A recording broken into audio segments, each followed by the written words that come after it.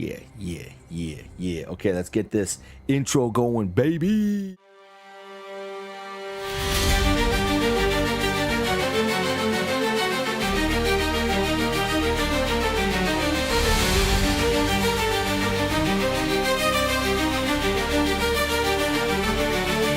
There's a call in the air, can you hear it ring? A vision of change, it's our time to bring. Gather round all you dreamers and doers. Together we're stronger, together we're movers. Lifting each voice, a chorus so bold. In the name of love, let our stories unfold. Every heart matters, every hand we lend. Welcome to the table where we all transcend. Welcome to the table where new dreams are born. A space for the hopeful, a bright new dawn. With courage and kindness, let's break down the walls. For initiative, together we'll answer the calls.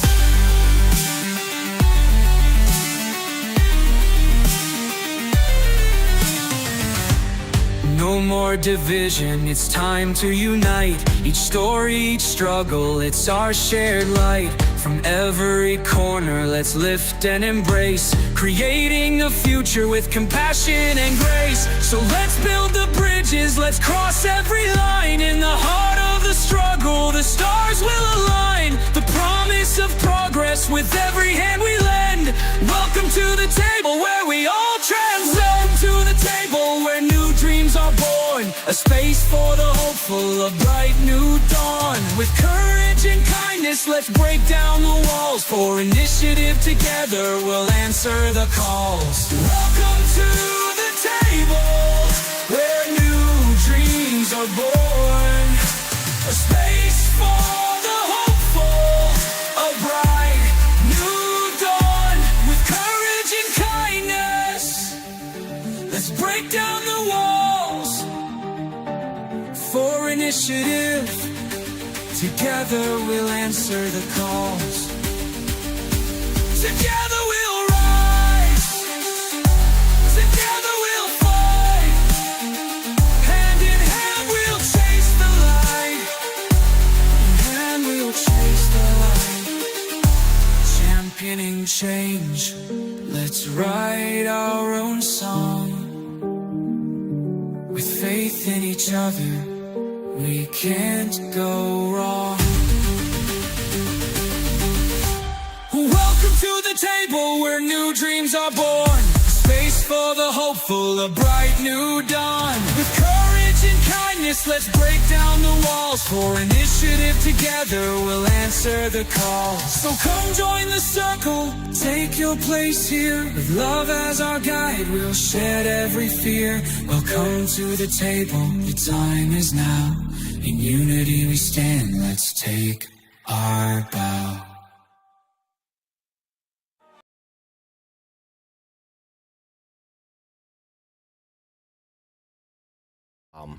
Realm, and we are back live, everybody. So I'm going to lead off this session with more of a cinematic storytelling back into to remind you kind of like where we left off and where you guys are at and such, instead of just kind of doing a recap.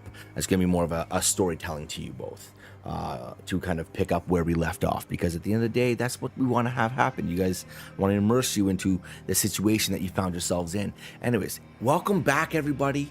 We appreciate you all. We took a little bit of a holiday for Christmas and such, for people to enjoy themselves, and if I'm being honest, I had an itch the whole time to play D&D, and that is why we're back now.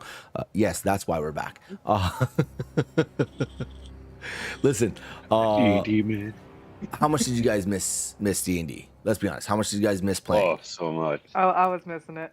Oh, Yeah. Listen, if you guys haven't I even had already, to if all you there in the world of For Initiative and that haven't watched it yet, we just completed a mini Christmas theme campaign where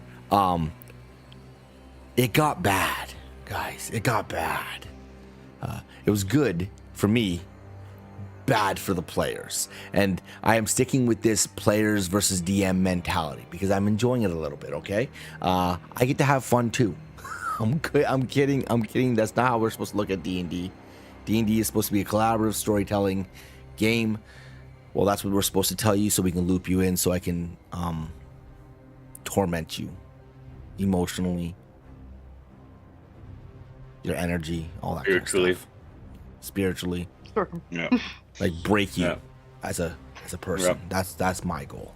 Everyone's like, we want to tell a good story. No, I just want to break you. See how far I can push the envelope. I'm kidding. That's a joke. Now, We'll never look at Chaldean the same ever again.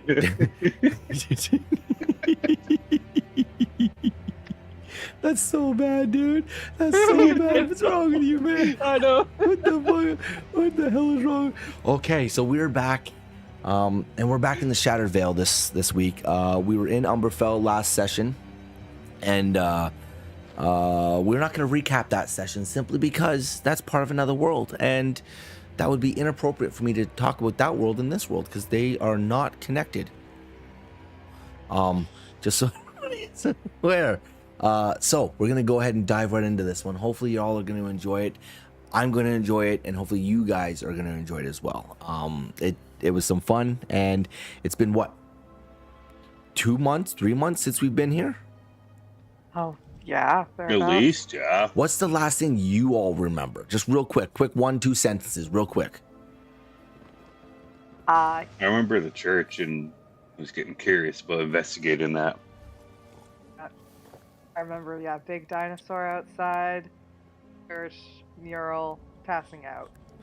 Music and passing out. Okay, so we're gonna go ahead and get into this session. All right, we're gonna start off with as both of you stumbled into the cavern, dust and soot puffing from the tunnel behind you. The darkness opened into a vast expanse, and the ceiling lost in shadow and scattered remnants of a city long swallowed by the stone streets stretched in every direction, the remnants of an era now only whispered in echoes. From the gloom, the creatures that had pursued you had faltered. The smaller forms shrank back behind you, skittering and hissing as something immense stirred in the darkness ahead. A shadow shifting along the cavern floor, colossal, each step sending tiny pebbles scattering across the ruined streets. Its presence was oppressive. The very air seemed to tremble as you caught a glimpse of it, scales glinting faintly in the muted light, jaws wide enough to crush a horse, eyes like molten iron. A blood maw tyrant, a nightmare given form. The river that cut through the cavern sparkled dimly, revealing a jagged breach in the far wall. Sunlight splitting faintly through it. It was your only way out. With the tunnel behind you kind of crushing in, but the tyrant loomed between you and the break. Heart pounding, you darted toward the ruined cathedral. Its once grand spires toppled, doors barely hanging from their hinges. Inside, the air was cooler and shadows were deep, and faint smell of old incense still lingered. Slamming the heavy doors behind you, shoving debris against the frame, silence pressed in, punctuated only by the faint drip of water somewhere within the cathedral's depths. Slowly you looked up, and the vaulted ceiling bore fragmented mural, dust and soot obscuring much of it. The image of winged beasts, massive and radiant, stretched across the plaster. Beneath it, 4 human-like silhouettes reached toward it, arms raised, or perhaps reaching away. The meaning was lost to time, but the majesty, I can't pronounce that word. I am sorry, I lost it. Majestic? No, not majestic. The majesty. Majesty? No, I guess so. Yeah, that's how it looks. But it doesn't sound right. I really gotta learn how to type properly. Of the image struck something deep, primal. Exhaustion gnawed at you. The terror of the chase, the weight of the cavern, the looming threat outside drew you toward the edges of sleep. As your eyes grew heavy, a strange calm settled over. A whisper of warmth amid the cold stone. Minutes, or perhaps hours, slipped by unnoticed as the world outside faded. But something was there. Not entirely like sleep. As you feel the weight of the cathedral around you, the silence pressing in, your eyelids growing heavy, your breaths slow, and then, without warning, the world shifts.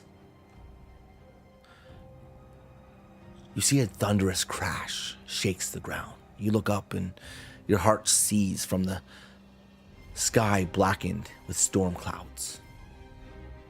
A massive winged beast plummets, its scales glinting even in the gathering darkness. The moment it strikes the earth, the impact shakes the stone beneath you, sending dust and debris flying in every direction. Its wings lie broken, spread wide, lifeless. For a heartbeat, all is still. Then the echo of a mighty roar fades into the wind. From the swirling shadows of the storm, a figure steps forward, rain lashing against them, and each of their steps seems to command the storm itself. Lightning crashes into the ground around them, sparks flying, the air humid with raw energy. Every flash reveals a glimpse of their face, eyes that burn with quiet fire, a presence that feels impossibly vast, impossibly alive. They stop just short of you, the storm raging in circles around them. Yet in the chaos, their gaze is fixed, unblinking, unyielding. You feel it in the marrow of the bones that they are watching, testing, weighing you, seeing if you belong in the storm or will be swept aside by it. And then it's gone. Suddenly the cathedral returns. Dust falls from the ceiling. The air is still, but deep in your chest, a pulse lingers. Faint but insistent, as though the storm and the fallen beast and that terrible figure are calling to something inside you, urging you forward. This is where your eyes lift. And you hear it one time. A crash that shakes the walls. The very brittle walls of this cathedral that you're in. As you both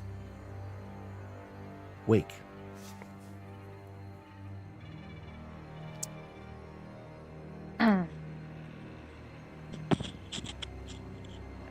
I'll bolt upright and look for Chris.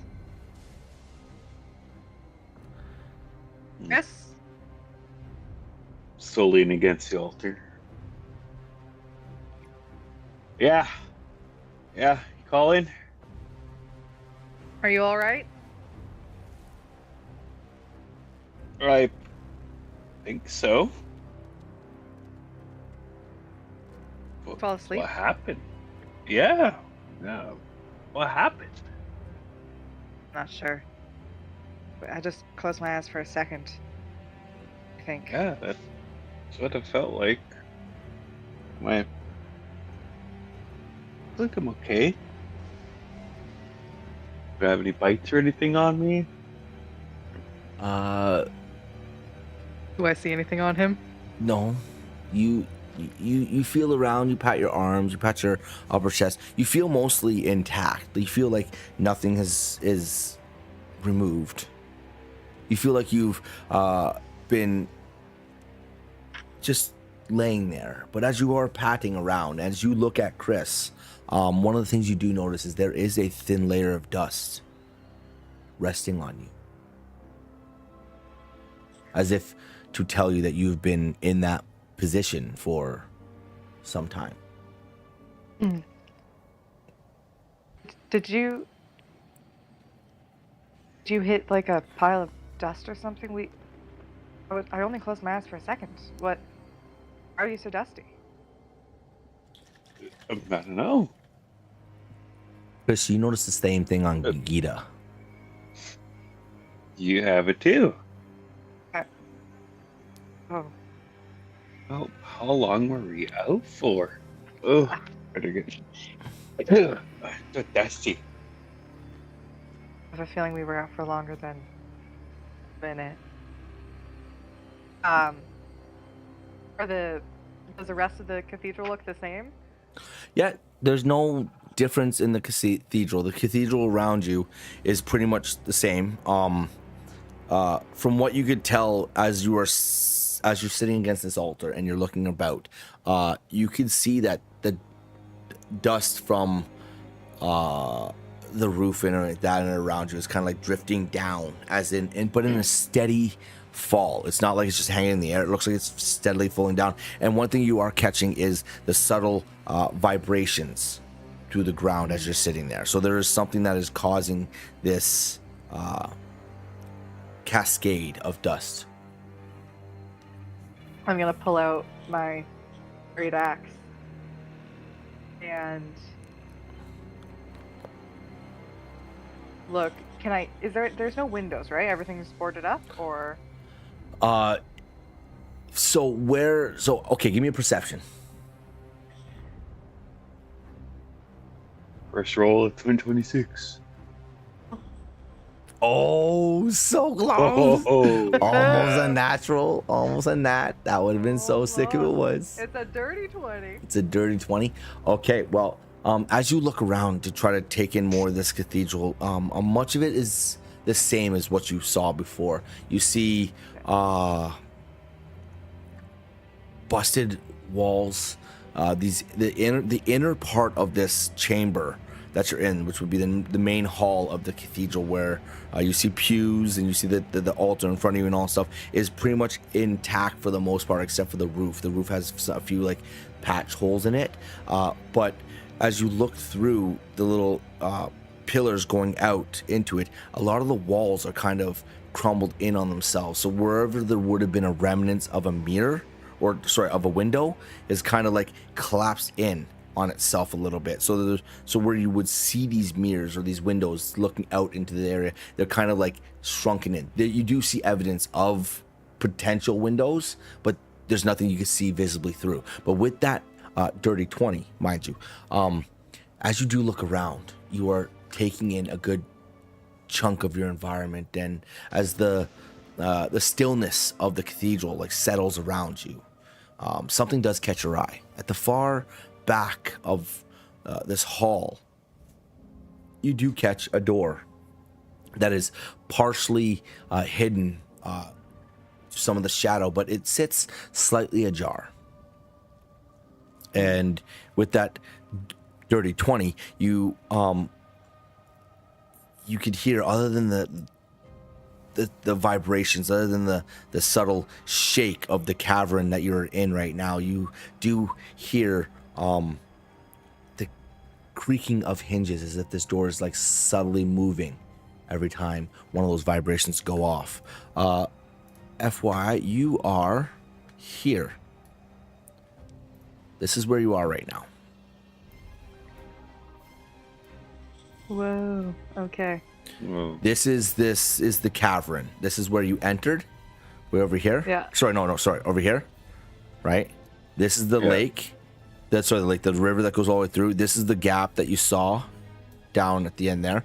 And right now, the last time you saw the Blood Maw Tyrant when you were rushing to this cathedral was about here. Mm-hmm. Okay. And you saw a glimpse of it. Yeah. Both of you give me a history check to see if you guys actually have ever seen one of these things. DC's 18. Okay. Yeah, that's gonna be an 11. That's So be a 5. neither one of you has ever recall seeing a blood maw tyrant, so you don't fully understand or know what this thing actually is, but you have heard stories. Specifically you, Gita, you know stories of this creature, massive in size, close to 20 feet tall almost. 20 feet in length, I mean, not tall, length, from its snout to its tail. Glistening black, like rough, scaly skin with like what looks like molten veins of cascading like crimson throughout, bleeding throughout the scales throughout its whole body. Razor sharp teeth, two arms with intensely sharp claws. Essentially what I'm trying to explain to you here is, if you've ever seen, you guys have seen Jurassic World, you guys know what the Indominus Rex is. That is something of what this thing looks like that you remember seeing. This is what you remember kind of seeing a little bit. Not remember seeing, but remember that you've heard of Gita. And you remember the last time you remember seeing it, it was just out here, but you can't hear any commotion coming from outside, close to this cathedral right now. But you do notice this back door. Yeah. What was my other question? Have we had a long rest? You know what? Yeah, I was getting curious about that one too. Yeah. I'm going to give you a long rest. The reason why I'm going to give you a long rest is because you've been pretty much conked out for that amount of time and nothing has woken you up. You don't know how long you've been conked out, but you've been conked out long enough for a long rest. Yes. So I will give you a long rest. Something I meant to ask before, but You're like, so long enough for 8 hours to be able to sleep long enough, but we don't know how long we've been out. Do I feel hungry? Do I feel hungry? Peckish. Well, you're a Goliath. You always feel hungry. This is true. I am hungry. Do you feel more hungry than you did before? Slightly, maybe. All right. Go hunting. for blood maw, I'm hungry. Yeah. Yeah. All right. I'm hunting for blood maw. Oh my goodness. No. I'll nudge Chris with. I'll have stood up by now as I'm looking around, and I'll nudge Chris with my boot. You're like, there's a door over there. Okay. You don't have to nudge me with your boot. You could have just like, hey, pointed. I'm telling you to get up, Chris. We've clearly been sitting long enough. Yeah, I'm comfy though. I know we gotta get up. It's nice and comfy. Alright. Well, that thing is still out there, but doesn't seem like it's nearby. Yeah, we should be cautious though. You better stretch real quick. I know so long we've been out here, but I'll loosen up. I'm just gonna hold my axe as I'm watching him go through his routine. Yeah, I'm kind of stretching. Really? Gotta loosen the body. Who stretches? Yeah. Hey, you don't want to cramp if you have to run. Don't be running going, cramp, and you have to look at the creature back. Hey, hold on, I gotta stretch. Hold on, I'm cramping. I've never experienced that. Oh, I have. Yeah, I'm back home. I didn't stretch while we were running. It cost me a race, but I learned my lesson. I see. Yeah. Maybe that's why you won that last race there. I didn't get a full stretch in. Got lucky. Looking forward to my rematch. Yeah. Yeah. Are you done? Yeah, I'm ready. Let's go. I'm done stretching now. Okay. I'll pull up my staff would be ready to. Be on your guard. Yeah. There might be other things in this cavern. Yep. I have the awareness of Mr. Doug taught me. Chuchagi. I'm aware. Danger. I don't even want to ask. But I could teach you one day. It's a awesome development of senses where you can sense danger or even danger comes to you. Oh, the contradictory of this shit, man. aha. Well, if we don't die, then I guess you could tell me about that. But for now, let's focus on getting out of here. Yeah, stay focused at hand. Alright, we'll make our way towards that door. Yeah. The back, I'll go the first. door at the back. The door at Yeah. the back, that is. Okay. As you move closer to this door, you feel another one of those vibrations that kind of shakes the floor just a little bit. You see the walls kind of rattle, and you see more of that dust kind of shake free and kind of float down. As you push this door open, you notice it doesn't really lead anywhere. It leads into what looks like a small back room. As you do, you see a bit of the light that's filtering through from the cathedral breaks into it. Enough for you to be able to get a quick glance of the surroundings, and you can see the dust kind of dancing in the muted light. The walls are lined with shelves, and scattered across what looks like a long table are some books in brittle parchment. It looks like they've been yellowed with age. The air smells faintly of like old ink. And as you push through and you kind of like enter in, you notice on the far wall there's a small mural. It looks like it was painstakingly painted. It depicts a mountain range. Captain Snow, the peaks are Captain Snow. You see what looks like stretching out towards like a nice painted sky. Nestled in the center of it is what looks like a stone keep.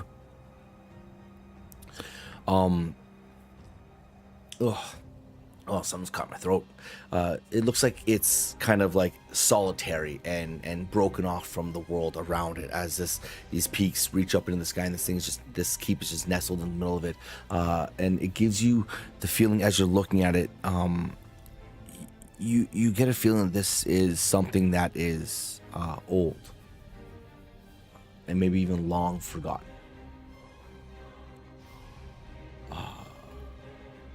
What is this place? Who knows? What kind of people Oh, lived here? yeah. I'll take a step Strange forward feeling. and like move some of the books around and see if I like spot anything that looks legible. Okay. As you move some of the books and scatter them apart, one seems different. It's bound in like a darker leather, older leather, if you would. The other books and parchment that you're touching seem brittle. One of the parchment you kind of shift along and move your hand along. It seems like it's been there for so long that it kind of like not only does it roll as it does, the little band that was around it cracks, and it kind of cracks open, but like rips at the seams of it as you move to the side. But this book, this dark leather, the edges are worn, pages they look like they're carefully preserved, and on the front of it says Thalor the Fallen. Hold up. Chris? What were we looking for again? The shards of Thalor? With charts with Thaler, yeah, I think that's what we were looking for. This book has his name on it.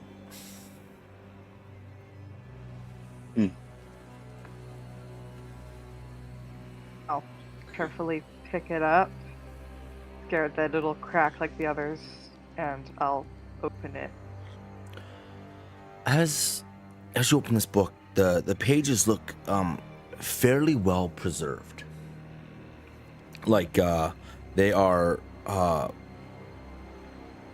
soft almost in a way, not brittle like the parchment that you push aside and the rest of the books that look on the table there. These ones look like it's been well maintained, even for the length of time that's been here. And as you open the pages, you see the inner page talks of. Second here, I had it and I don't have it. I feel like I'm not prepared. I had it pulled up and I don't have it pulled up. I just want to give you the correct name of it. Okay. It says The Tale of Thalor, the Fallen, and the 5 Splintered Shards.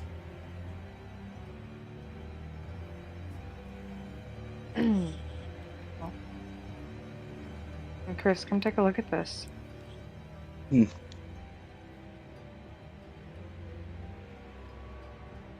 feel like Wow. this. I feel like this is here for a reason. Yeah, must be. Five shards. This probably has locations on where the rest of them might be. Yeah, probably. Yeah, we gotta definitely take that with us to be safe. I'll shove it in my pack and keep looking through the pages. Yeah. You shove it in your pack? Or you keep looking through Shove it? it in. I shove it in my pack and like look through some of the other pages. Oh, some on of the other table. pages? Most of the other books and stuff that you're finding is what looks like, some of it looks like maybe records of things being kept. Parchment that you grab onto seems brittle and like snap and break almost, as if like trying to be handled, as if it's been here for a very long time. And another book is it just says on the front of it, the book is called Ash, but it's spelled AASHH. I'll pick that one up and also put it in my pack. I'll take this one too. That one. And Okay. that one. Yeah. That one and Yes. that one. I have a feeling about that one. That one looks weird. As you're looking around, a lot of the other books that you're coming across, a lot of the other parchments or tomes that you're coming across seem to be too old and brittle. For some reason, these two seem to be the most in shape of the books that are there. Have you found anything, Chris? I was more kind of looking at the murals while he is looking at the books, just to see how, I guess, the detail of the painting is. Is it like been rushed or like taken? No, it was painstakingly drawn, like painted. Like it looks like the person who did this took immense amount of time and put an immense amount of detail. This mural on the wall is about 3 feet wide, and it's about 2 to 3 feet tall. Okay. And when this person was painting it, they put in such immense detail that when you get up close to it and you look, you can see what looks like shards of ice on the mountains. The one thing you can see when you're looking at it is these mountains are impossibly tall. Like something you come from Spire. Yeah. An area that does have mountains around it. And from the look of this painting, the mountains around your city, Spire, look like hills in comparison. compared to that. These things are the depiction of these peaks are massive. They start up, they're like a white mountain that goes up with each one of the peaks covered in snow. And as you get deeper and deeper, you see what looks like this stone keep that was painted neatly nestled into what looks like a small, what could only be described as like a valley in a way, in the middle of these peaks, but high up enough that it's resting in the snow Isolated peaks. Yeah, it's isolated. It looks like there's no way to potentially get to this keep without another means of transportation. Walking there does not look like it's a feasible act. But you don't recognize it. This just looks like it's a beautiful painted wall. Okay. Well, whoever drew this did a really good job. Have you found anything interesting? Just interesting of detail they did. Like, I don't recall any place like this, and I don't know if there's might be a place in our world, maybe somewhere. Do I look at it and see a place I've been to that might look similar? Again, you hail from Dravengard, which is the massive smith city of the Shattered Vale. It provides all of the machinery, the immense weaponry, everything you can think of. Anything that is manufactured in the Vale potentially comes from Dravengard. It's where the massive sky ships are made. It's where war machinery is created, and it's where the sky stone is inserted into heart chambers for levitating cities. It's this Dravengard is one of those smith cities, and you are nestled into also a mountain range.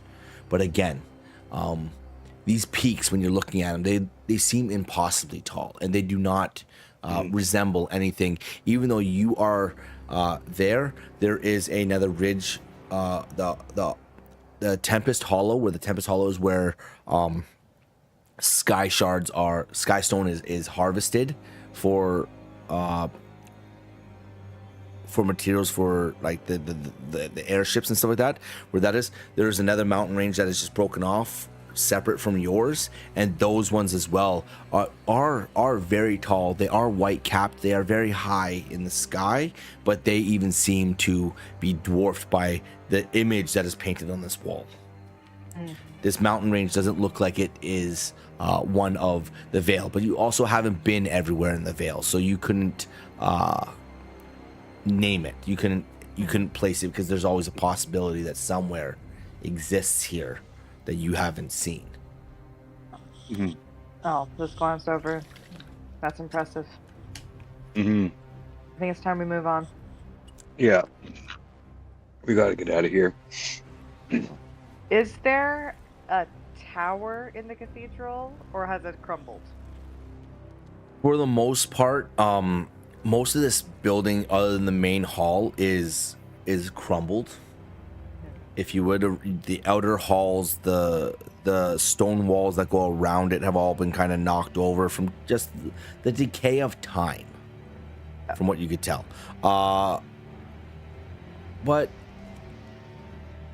with that dirty 20 you rolled earlier while in the room, you notice this back door, this door that led into this small little office.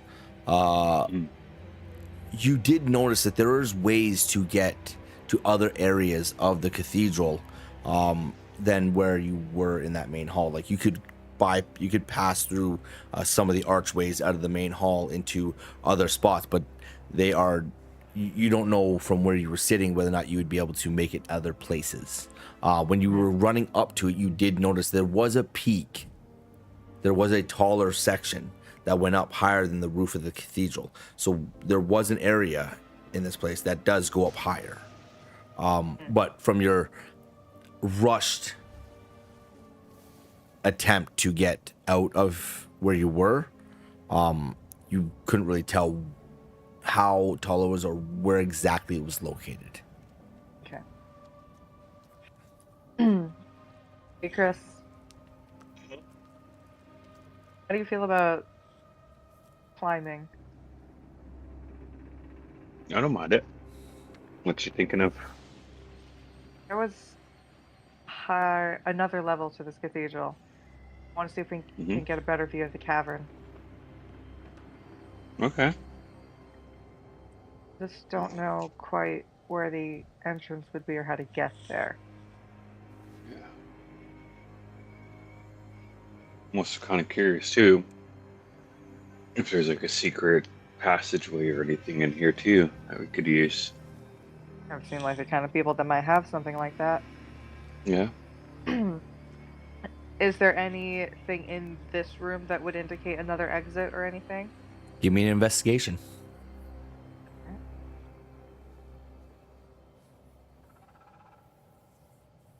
I got 17.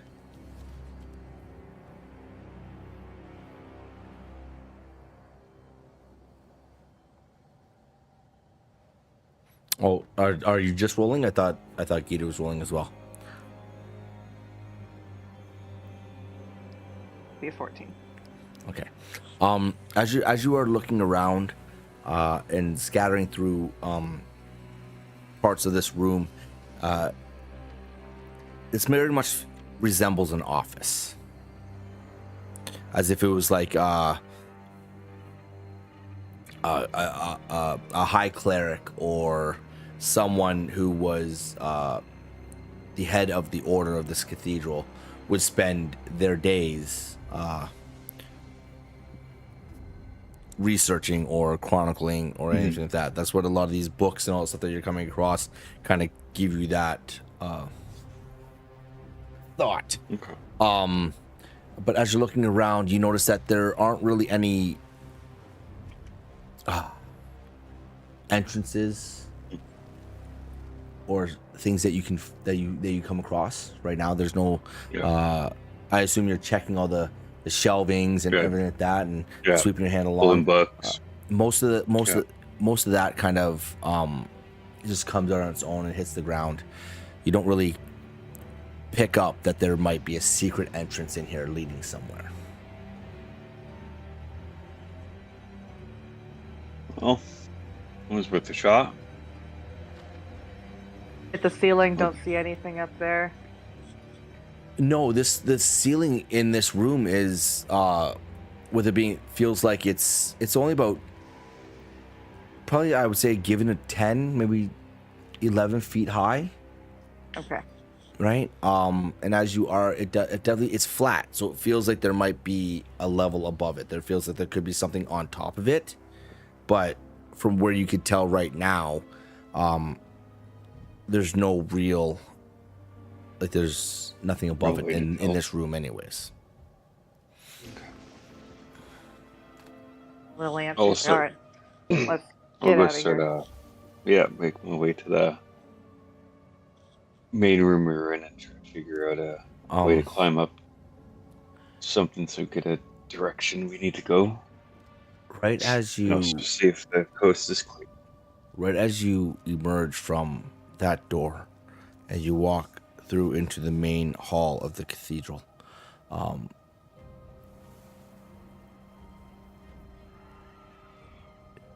you hear it. It's a bone-chilling roar that rips through the cavern. The cathedral walls kind of vibrate a little bit, if you would. Stone rattling and splintering and splinters your sense of safety. Suddenly, it comes back to you. The blood maw. It's still out there. But for a moment, it seems like it's far from where you are. The roar seems to echo across the cavern, not like as if it was emitted from close to you, but as if it was coming from across it. Okay. All right. Scratch the plan to climb. I say we make a run for it. Okay. Let's do it. I don't want to be around that thing any much longer. I want to be Nope. at dinner or lunch. Nope. I'll kind of speed walk towards the front of the cathedral and start pulling away while we braced against the door. Are you okay? Are you doing this briskly, or are you trying to do it as quietly as you can? I'm scared, so I think I'm doing it pretty briskly. Like, all right, let's go. Pulling that stuff away briskly. Okay. Yeah. Not meaning to throw, but like setting down. Like, let's get a move on, and like. Let's move this stuff out of the way. Let's get rocking and rolling. All right. Yeah. Just give me a stealth check. Give me the to see how quietly you are kind of still doing this while going on. Okay. Ooh, I actually have a decent 13. 13. As you pull these rocks in, the one pew that you kind of got shoved in the way and such to block the door, as you pull these and move them out of the way, there was a moment where you move the pew and you hear it kind of make some noise across the floor, and you stop for a moment just to listen, to take in whether or not that activated anything, and it's still quiet. It doesn't seem like it's picked up anything.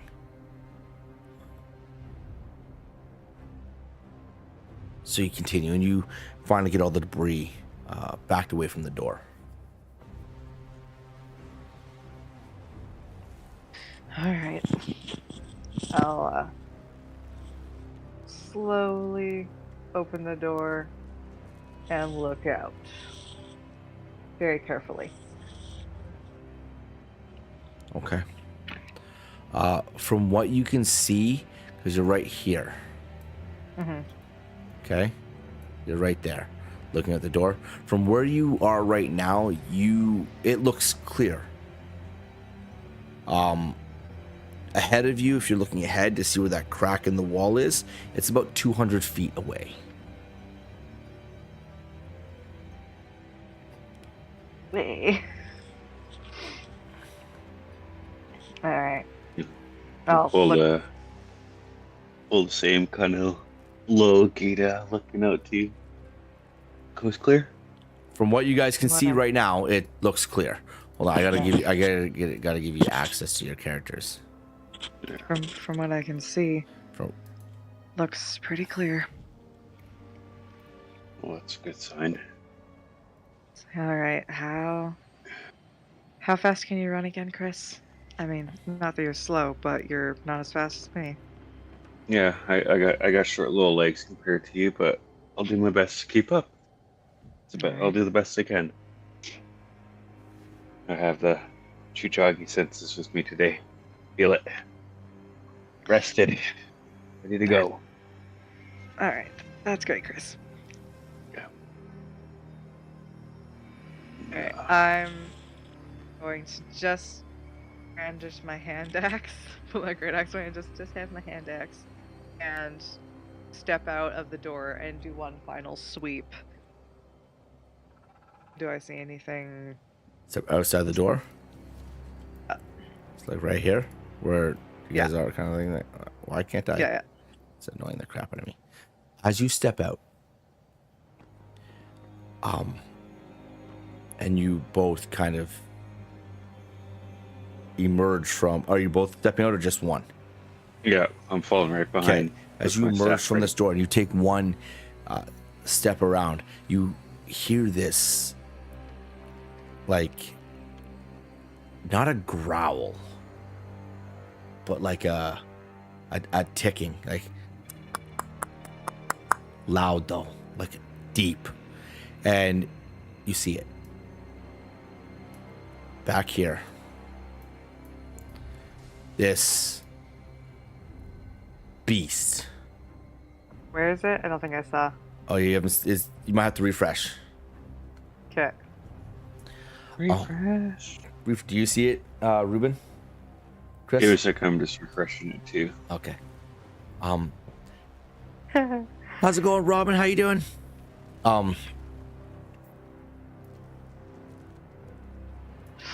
Just a little bit scared. As you step out, do you see it? I'm zooming out. Loading. Okay. Yep. Now I see it. You see, for the first time, your eyes fall onto this blood maw, and you catch the obsidian glass, scaly leather skin. You see the molten veins. Your attempt at being quiet wasn't quiet enough, and it picked up the movement, and it's standing there. And it watches you emerge from the cathedral. And in that same moment, you lock eyes with this thing. It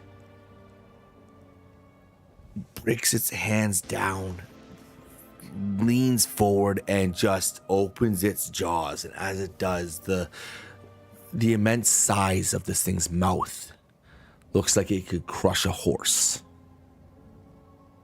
Step. As it emits this echoing roar and begins to approach. Chris, run. Okay. I'm breaking into a run. Okay, I'm sprinting for that gap. this is a chase. Following suit. Yeah. This is a chase, so this is going to be done in movements. So we are now going to, we're going to roll initiative. Excellent. Okay? Okay. Okay. Oh, shit. Oh, shit. Oh, no. That's just rude. I got 19. 17. Oh, I'm going to kill my character. I'm going to kill my players. Why would you do that? Hey, man. Listen. I skipped away. Listen. Okay, listen. Just listen. All right. You only needed a 14 to pass that stealth check. That's it. It wasn't a hard stealth check. You just needed a 14. And if you had, you would have been able to do. And then if you'd stepped out from where you were, you unfortunately couldn't see there, because there, where you were looking out the door, there was a wall and there was like brick here, so it wouldn't have seen down this way. You would have seen this way, right? And it's technically up here, like sitting right there. You would see down there. So the second you step out and you're in view, you now can see each other. Yep. And it was waiting. It heard you moving in the cathedral. It heard it. So it was like, I might be able to get some tasty treats. What am I going to do here? You know? So, yes. Now, it's going to get to go first. All right. And as it does, as it begins to, hold on, I guess, what is this thing's movement?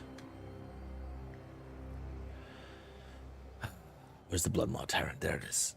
It has a movement of, oh, that's not too bad. You guys are close to it. All right. Okay. It's just Okay. gonna start moving towards you, and it gets to right here. As it begins to pick up pace and just, because it sees you, and you hear this nasty roar emit out again, and as it does, it shakes part of the cathedral walls.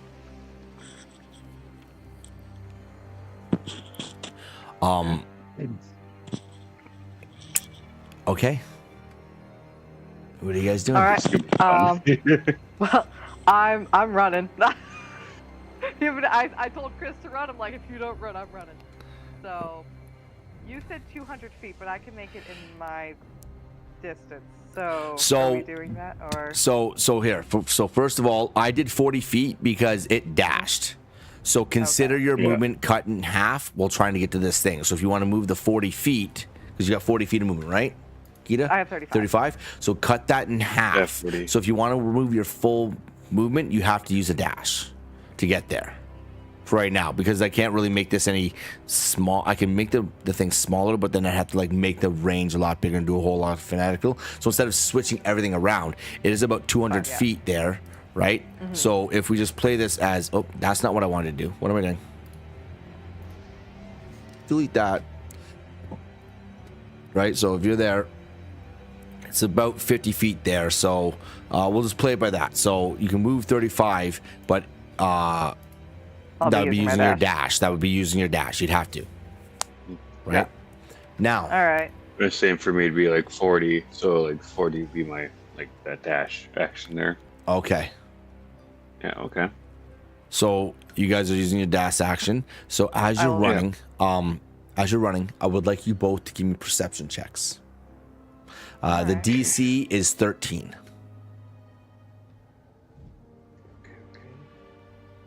At 10. Come on, Chris. 13. Let's go. Okay.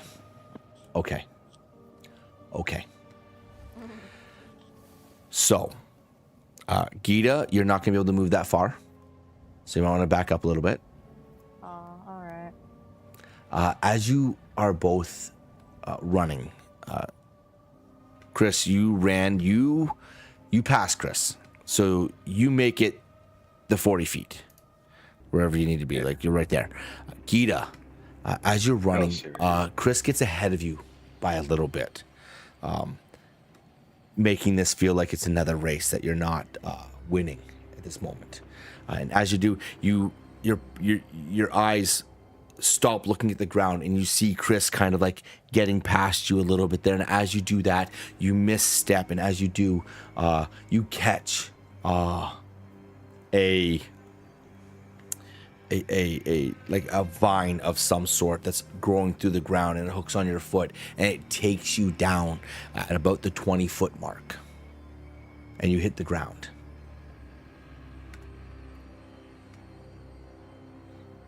So 20 feet would be there. So yeah, about there. So Chris, you would make it to about here. Okay, right there. Okay. Yeah. But Gita would be down right about here. Yeah. And as you do, you trip, you fall. And then this thing just gets right there as it comes running. And as it is, the ground seems to like vibrate with every step this thing takes. Just and it roars out again with this echoing roar that just vibrates off all the walls in the cavern, and just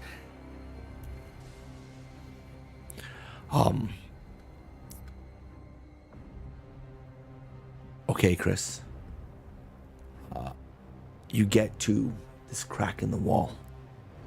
I would like you to give me a perception again. Okay.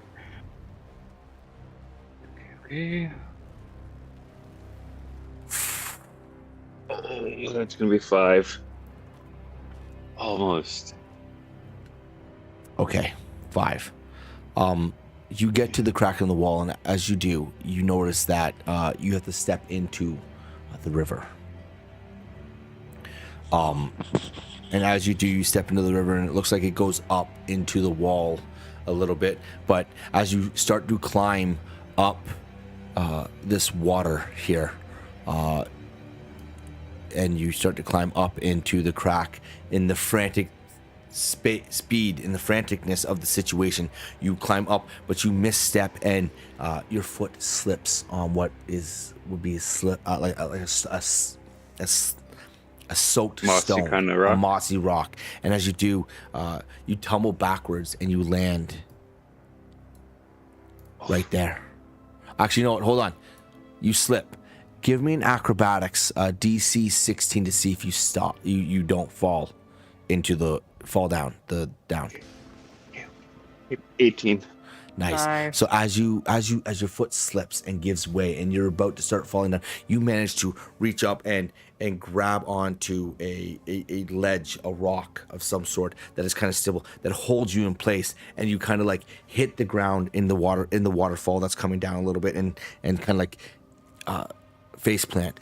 Gita, you are down, so to get up and continue running, half your movement will be taken. Yep. To get up.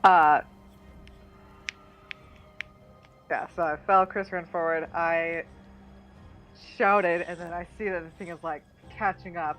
I'm gonna get up and... So half your movement, so you will get to move... Half your movement isn't half your movement on the dash, it's just half your movement, so 35, so technically rounded up, so it'd be 20, I believe. So you'd have 15 All right. feet of movement left, so you double that, you'd have 30 feet of movement. 30, lovely. All right. So yeah, I'm dashing, and I will be running to get to Chris in this river, and try Okay. to climb out as well. Okay, So that was 20. That was 20? Okay, give me a perception check. All right. Nice. 18. As you look up and you see Chris slip and fall into the water, that give it your mind.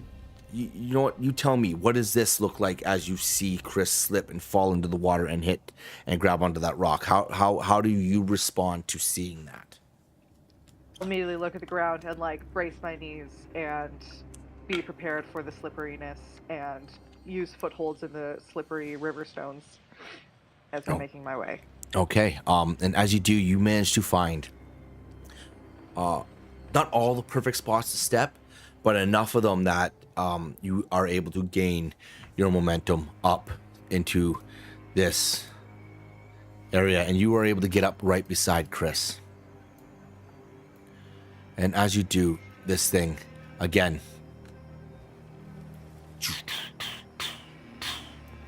gets right up, and he's right up now by the river, and he's still rushing.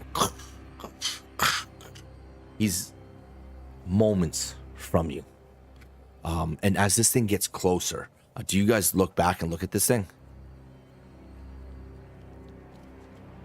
Yeah, I'll give a quick glance back to see how You're To muted. we're holding up. river rock and like quick glance back because it sounds really close.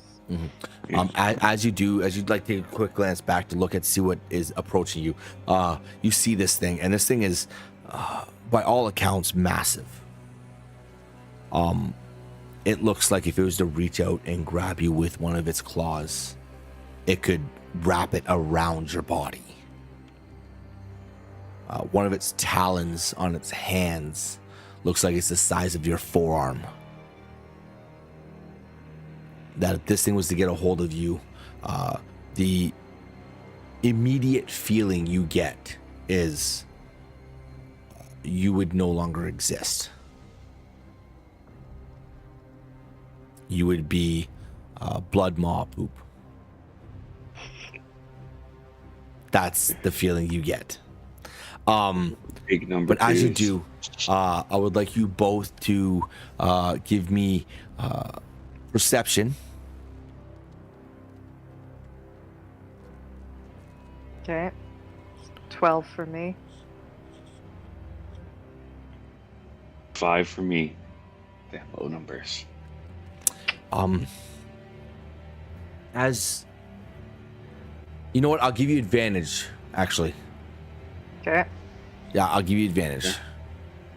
Nice. 13.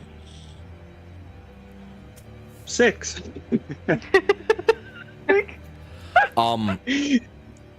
That's Damn advantages. Come on. Okay. Well, the good news is, one of you passed. Okay. I think we know which one. As you look up and you see into what looks like this is a crack coming down from the rocks and it opens up at where this water is coming in. It looks like it opens up into a way that would seem to proceed forward.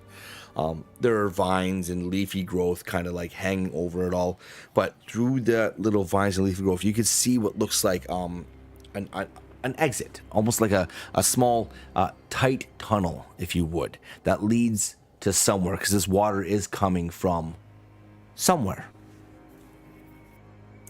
And as you see that, Gita, what do you do in this moment? This very, very crucial moment. What do you do? How far ahead of us is this crack?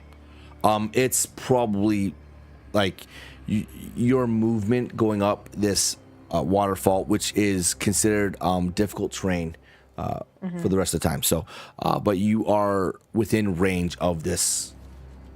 You are within range of this. Like you're maybe 10 feet, if that. It's opening. Sorry, was that? How big is it? Like you, from what you glean from your lookabout, you feel like you would be able to fit through it with someone of your stature. But anything bigger than that would kind of struggle.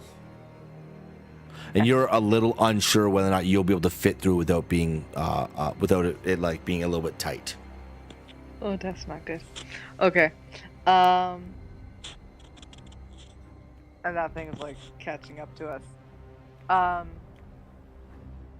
I'll like hop up to the next ledge, but I'm like, the blood is draining from my face as I'm like getting kind of freaked out at the idea of going inside of this cave. And like I'm like, okay. And so as I'm climbing, I'm like shaking a little bit, and I hope that Chris is following me, but I'm starting to freak out. Okay, I would like you both to give me acrobatics. DC 12. DC 12.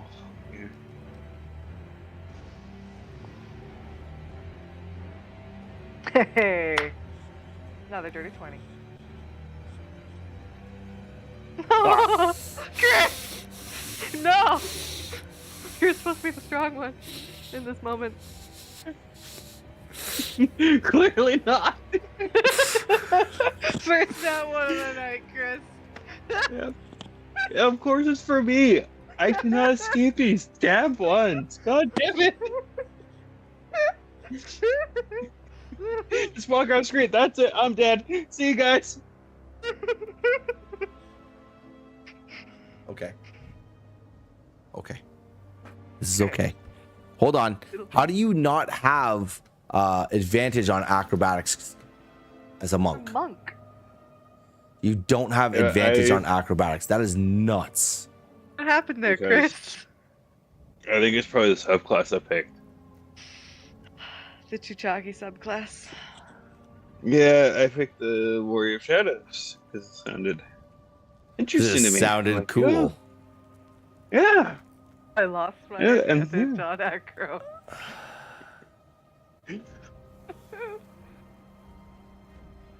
I'm stuck off to a great start. Don't die on me now, Chris.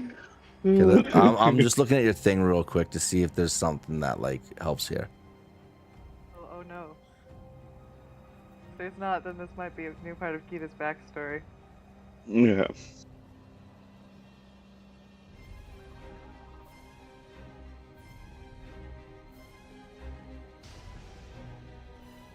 It's so crazy that you don't have fucking advantage on acrobatics, man. Yeah.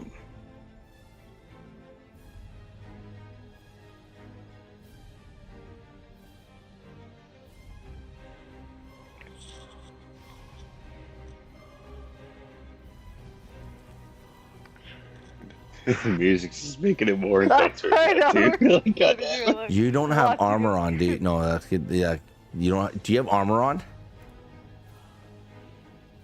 No. No, you don't. Good. Okay. No.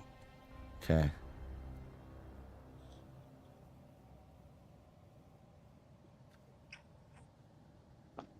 Oh, wait. What was that ring again? Right there.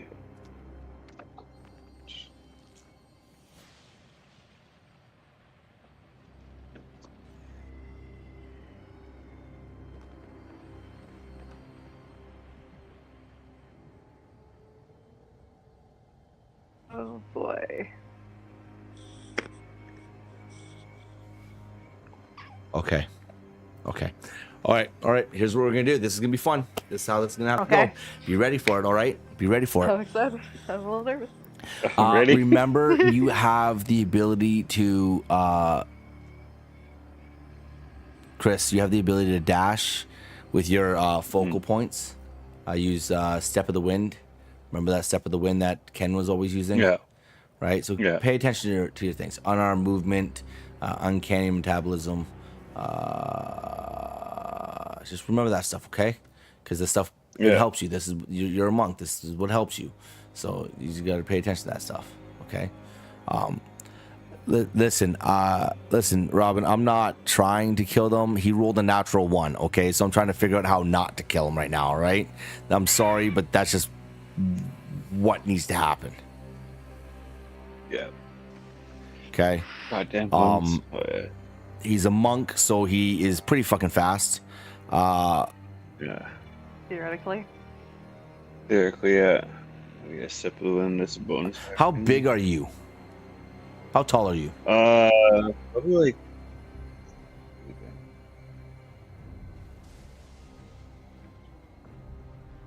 You're like think we went five. You're over 5 this. something, right?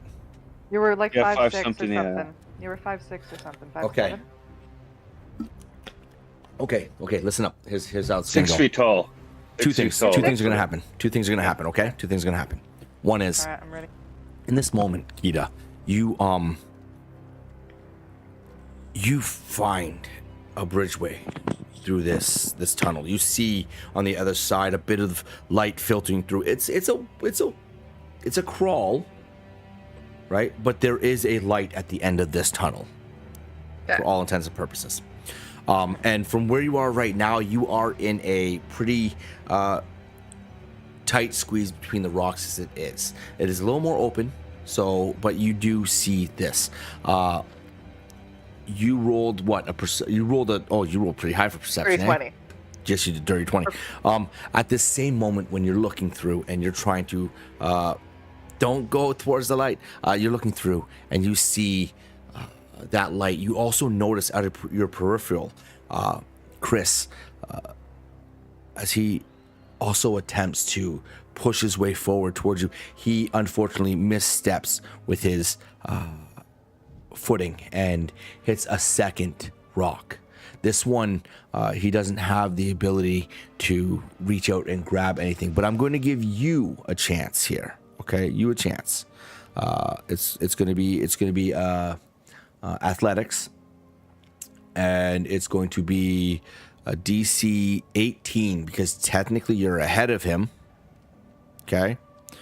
For you to notice him slip and reach back and grab his All right. arm as he's reaching forward. So go ahead, give me a DC 18. You fucking kidding me? 18. Let's go. You fucking kidding me? You fucking kidding me? Oh my goodness! Oh my my goodness. God. This is great. This is great. As- Fucking Oh, oh, Like I'm climbing up, turn around, Chris! Reach around, grab ya. no, how does this happen? Come on, go ahead, do it, Alright, dude. yeah, climbing up and I'm like focused and I see movement, see Chris completely lose his footing. And which way is he falling? You know, it'd be really cool if he was falling with his ankles up and I grabbed his leg. I would like to do that. Sure. Alright. Yeah. Sure. Ah! Just complete. Like, Chris! Oh, Oh my gosh, you need new boots! I'm gonna get a face full of water. I'd like to haul him up to where I am. As you are doing this, as you see back, your one hand is planted hard into the stone ahead that's leading into this tunnel that is maybe 3 feet wide in a circumference. It is a tight fit. And as you're doing that and you're pulling him up, Chris, as you are dangling there by your foot, as you are being pulled up at this last moment before you get pulled into this tunnel, you see this blood maw make it. And as it does, it reaches forward with its claw to try to grab you. But just in that time, you seem to move. All you see is this long talon that's the size of what would be a short sword, if you would. This thing would have just easily pierced through you, no problem. Just hit the rock where you are being pulled as you are, and just be as you go up, you have this like piece of article of clothing. As it does, just in there, and your clothing just kind of like pulls through it, and it rips a line in your clothing as Gita just kind of like hauls your ass up into this tunnel. Oh. And then as you get pulled up, you are looking, because you're looking back like this, almost right, you're like laying backwards, like watching this thing. You see this thing, which is fucking feet from you. Feet, okay?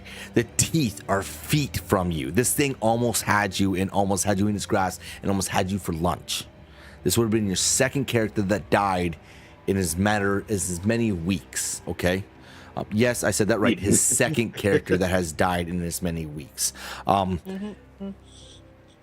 You see this thing as it just opens its mouth and emits this squeal, just roar towards you. And as it does, you feel this like hot air just kind of cascade over your face and into the tunnel. Gita, you feel the hot air from behind. You feel it creep up onto your legs and onto your shoulder, and also as you're pulling them forward and you jerk them into this tunnel. You both make it into this tunnel relatively unscathed. Relatively is a fucking word. Just so you're aware, relatively unscathed, as this thing just roars and just cascades this hot unpleasantry into this tunnel. And as you shift further in, it does feel quite cramped inside. But you do have enough movement to move your arms forward and pull yourself through. The tunnel isn't much larger than about 3 feet in circumference, but it's enough for you to be able to move freely and pull yourself forward. And as you do, you start to notice that at the end there is the wall opens up a little more. It's opening up to a little more of a crack, and you can kind of see a little bit further in as you pull yourself forward and begin to emerge. And as you get closer and push past the jagged edges of this little small cave, it's about 30 or 40 feet. And as you push through, the light that hangs somewhat in the morning sky still cascades across the opening stones as you push yourself through the jagged breach of this tunnel. And you break out, and as you do, you can see what looks like cool rolling hills ahead of you. You can see the city wall of Duskwatch climb ever so tall on your back as you step out and finally get to raise up and don't feel like you're in this tight tunnel. You can see the reminder of what civilization is and what it was from your interaction with this ruined city below Duskwatch that neither of you knew was there. In the distance, past the rolling hills, past the quiet fields that you can see, and far off is the woods, Thistlemere. It spreads out. It looks maybe half a day's travel from where you are right now. It feels enchanting. It feels alive from what you can kind of see a little bit right now. And as you crawl through and you are kind of drenched from the water and everything, you can see that there is what looks like a small creek, babbling creek that's leading into this little bit of a cave. And off to the right, there is a small-sized lake. I say small, more of a pond, if you would, than a lake. It's large, but it's not large.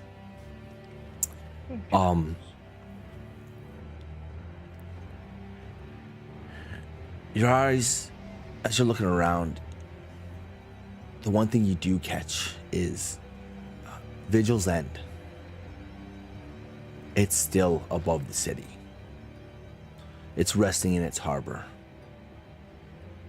Its shadow is still stretching across most of the city and even cascades a little bit out into the open fields beyond Duskwatch.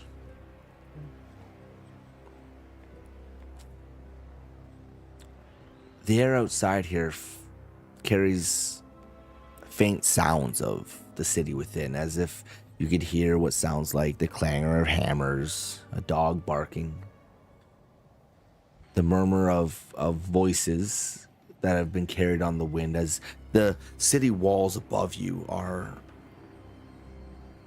maybe 50, 60 feet up.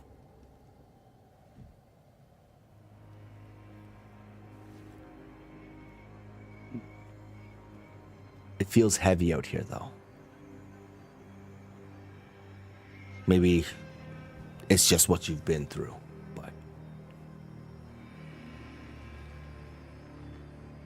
you're beyond the cavern. You're on the outside of the city. In the distance, you can see Thistlemere. What time of day is it? It's late morning, like midday-ish, if you would. It's you guys remember when you went into this cavern, when you went into the tunnels, it was like 2 in the morning. Mm-hmm. You were woken up by why can't I remember her name? Morga? Who? Morga? Thank you. You were woken up by Morga and taken to the cavern entrance to the ash block tunnels, which then you were emitted into, and you made your journey, which was quite quick. It didn't take you long to get down into the cavern. The cavern was maybe an hour travel, and then when you got into the cavern, it was about probably 3:30 in the morning. And then you found your way, and you yet again didn't take long because you were moving quite quickly because of things that were anticipating your movement and forcing your you to evolve into the areas you need to get to. And by the time you made it to the cavern, it might have only been 2 hours of real travel.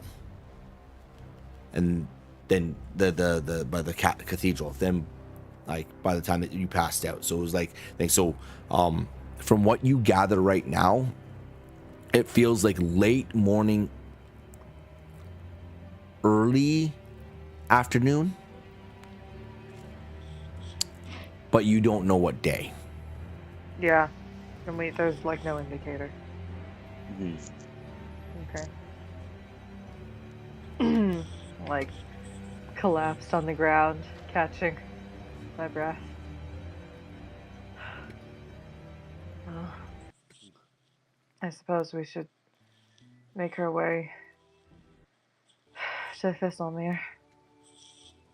Yeah, we should.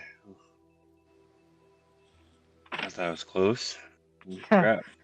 was too close. Let me see your boots. Like grab your foot.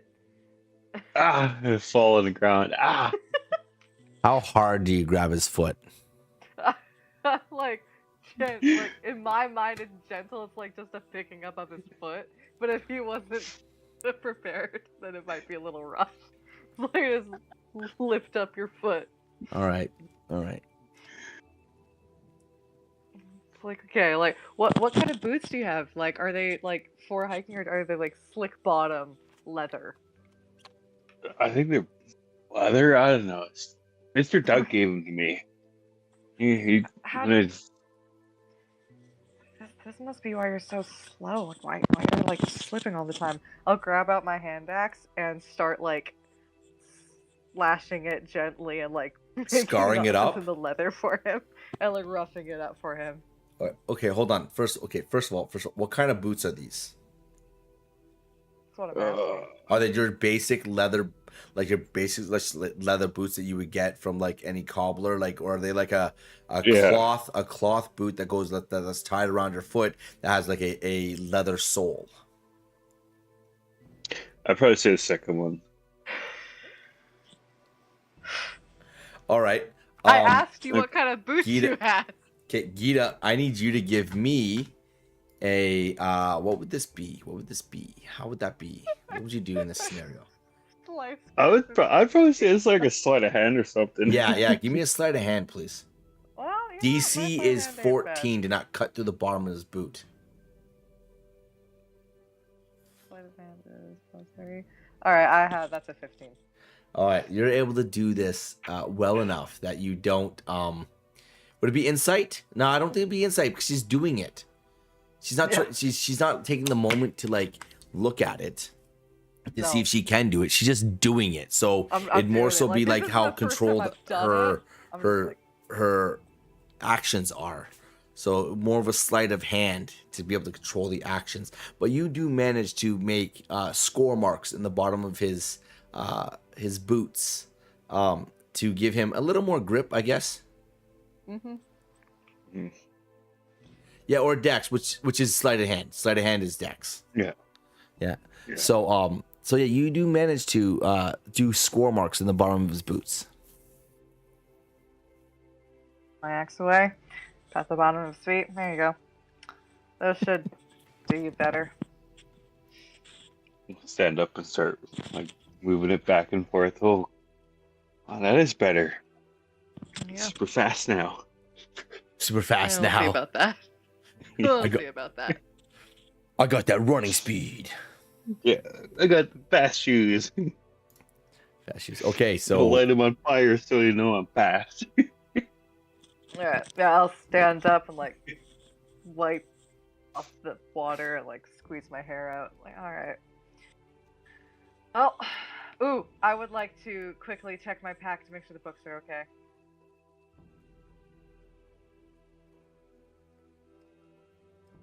your pack is secured to your. Where is it secured? On my back. It's a backpack. Fast as fuck, boy. They would be fine. You Excellent. All right. you didn't fall on your back at all. I did not fall. So you were able to manage to keep them from cascading into the ground. Excellent. Good thing you had the books and not Chris. Yes. Yep. Very Bit good. of damage. All right. So once I'm sure the books are okay. All right. Let's get somewhere safe and we can regroup and figure out where to go from here. Yeah. Make So- our Lead the way. towards Thistlemere. Okay. It's just open plains, right? Yeah. Yeah, it's rolling hills, open plains. Here, just give me a second. I'll give you a little looky loo, a little looky poo.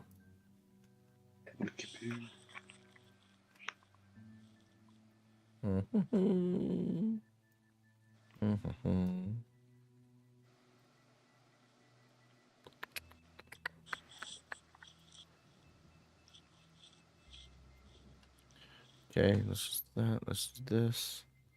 Do-do-do-do-do. I hate how this takes so long to do. Let's just do this.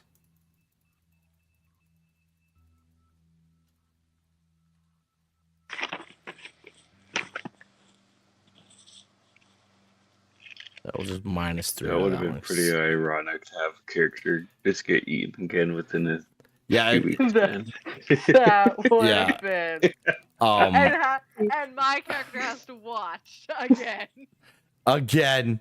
Oh my goodness, I didn't even think about that part. But my I didn't even character- think about that all part. The, no, I just all the trauma. Yeah. Imagine explaining that to like everyone else again. It's like, what Yeah. the fuck, man? All of Taryn's characters have to. This is kind of what it looks like, just so you're aware. It's just like this. It's so Okay. just rolling plains. In the Okay, distance, you so see cool. Thistlemere way down there. It's the morning-ish sky that's coming through. You see that, like, you know what I mean? And you're kind of out, and that's what you see ahead of you. You see rolling hills and Thistlemere. That's like a half day's travel on foot. A good little travel. Ahead of you, you don't see much. Chaos. Why is this not making sound? Or is it? No, it's not. That's freaking annoying, man. Here, what is it? Where is it? Here we go. This will be the better, anyways.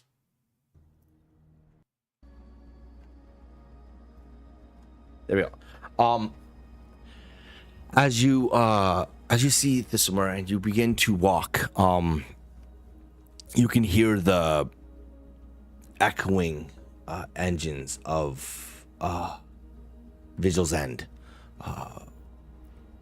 as it hovers, almost as if this giant airship never shuts off, is always prepared. As you leave the city and start to head towards Thistlemere, it's about an hour or two's travel as you've begun, and for the most part, it's quiet. It's peaceful. From everything you've dealt with, the running, the fighting, the last little while that you remember, the last few days that you remember, the chaos that has ensued, the dealing with Vigil's End and High Warden Varn and Urog Bloodfist, and watching Reginald get absolutely just destroyed in front of you, while Urog just made him look like a bloody punching bag. This is like a serene calm. It's peaceful, almost. Something you're not used to, Gita. Chris, Yeah, no, I'm still twitchy. you've caught glimpses of peace before in your training, if you would, in your meditation, but this is something else. It almost feels like you could live in this moment for a while as you continue to gather and proceed. Some of the things that come back to you that you remember,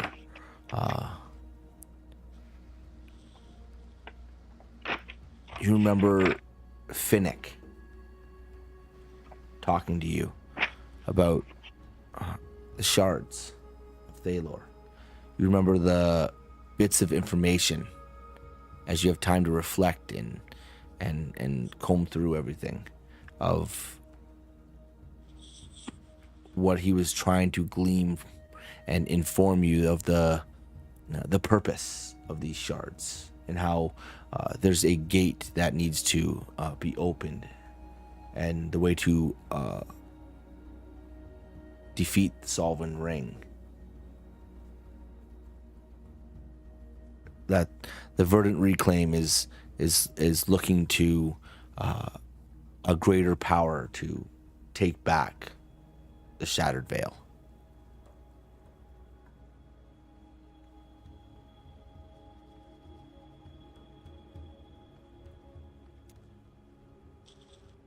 I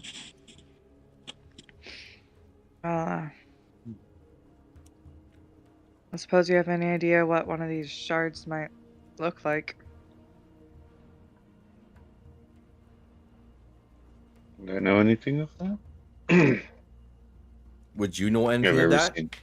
Yeah, would I know anything of the shards? You can give me a religion check if you'd like. Okay. Okay. But you That's gonna be a aren't 6. you aren't full the after hearing of Thalor, this is new information to you. Thalor was never someone or something that was spoken about. It was a no one knew who the real god of this realm was, or gods of this realm is. They knew that an entity was there before, but not now. So right now, as it stands, you don't really recall Thalor, but from you, Gita and Chris, as you guys are walking and the information that you're picking up and pulling through your mind, you do remember the book you picked up.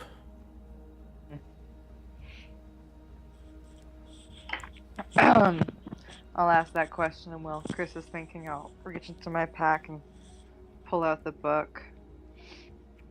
And I'll also pull out a snack and hold the book in one hand as I start eating. I was like, well, flip through this thing. That'd probably help. I wonder if like a shard could be like maybe like a shard of glass, arrow. I A wonder shard if could be anything. wonder if it's a weapon of some sort. Could be. As you Could be. open the book and flip it open, it's the book isn't super large. It's the size of what you would call a novel, a little bit bigger than a novel, if you would. It's very capable for a Goliath such as yourself, for someone of your stature, to be able to hold this book in one hand and hold it properly. As you do, you open the first page after the title that reads the tale of Thalor and the fallen. The tale of Thalor the fallen and the 5 splintered shards. Leatherback, hello. Sorry, that's chat. One of the first parts that you read is, when Thalor fell from grace and shattered the veil, his divine heart broke into 5 splintered shards, each hurled across the land. These fragments, infused with his fractured essence, sank into the bones of the world, corrupting and reshaping the place they landed. The next paragraph right below it is, to open the gate, you must recover all 5 shards and restore Thalor's heart at an ancient altar. Only then will the path be open. A realm of rolling hills and harmony and freedom be revealed. Then there's a line in quotes at the very bottom of the page. In a desperate act, he shattered his very soul into 5 fragments, 5 shards, casting them across the fractured lands. These shards hold the remnants of his power, his pain, and the keys to a gate long silent. And then 3 words right below it. The verdant gate.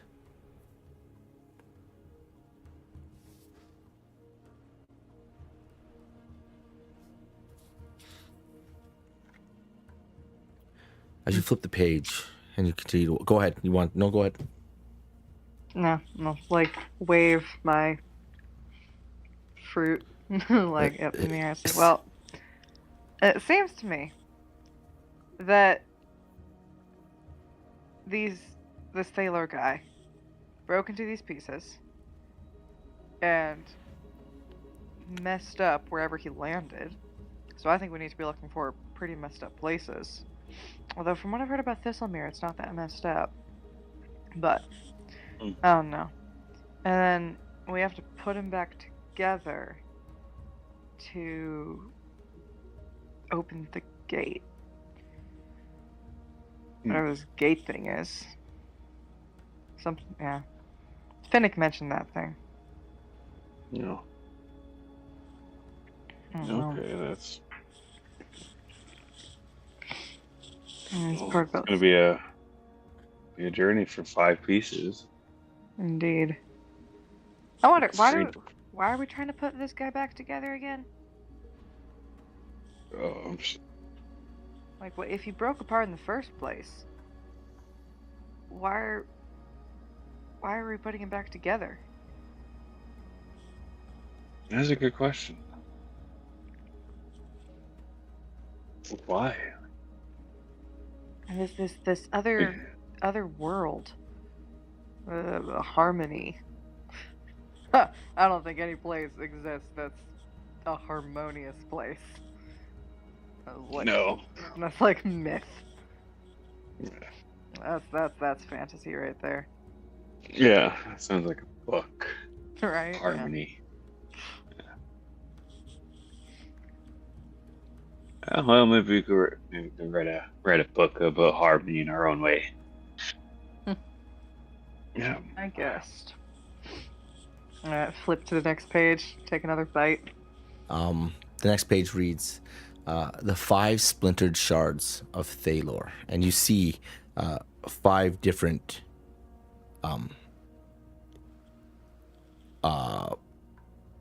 paragraphs, each numbered. First one reads, "The shard of silence,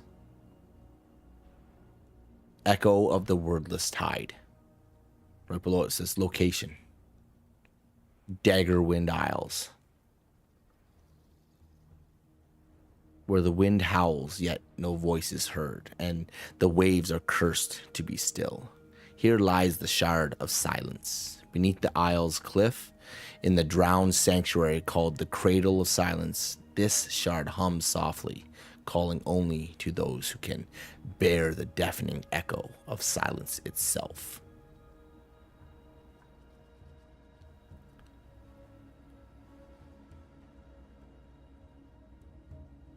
You both have, without it, you both know of Daggerwind Isle.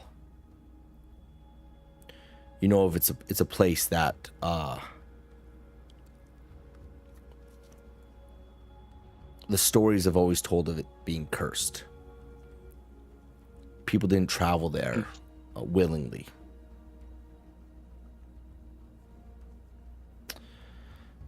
The second entry, the shard of iron, the maw of iron.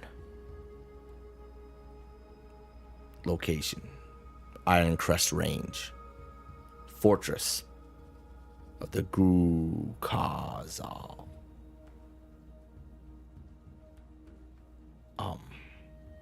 The history of this world, that fortress was an orc stronghold.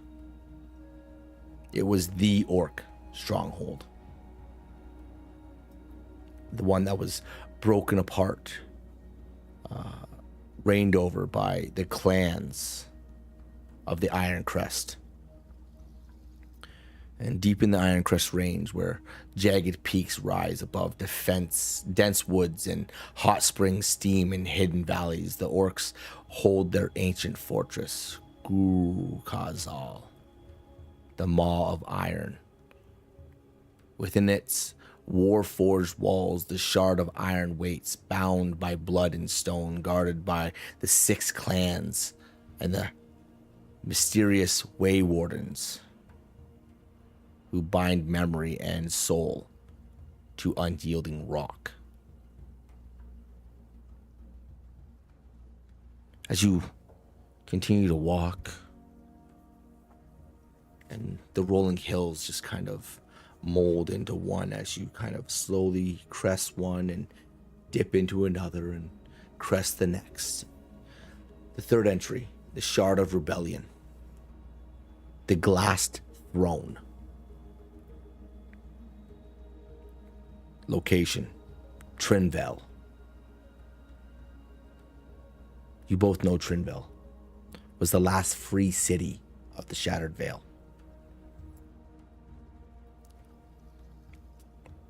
And long ago, the story was that when High Warden Varn took command of Vigil's End, and the last rebellious city, the free city of all the Shattered Vale, the one city that fought against the Sovereign Ring, the one city that held its own simply because of its location alone.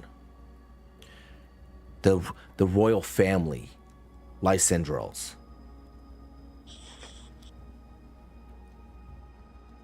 well, High Warden decided that he was going to make an example of this city. And as he did, he took Vigil's End and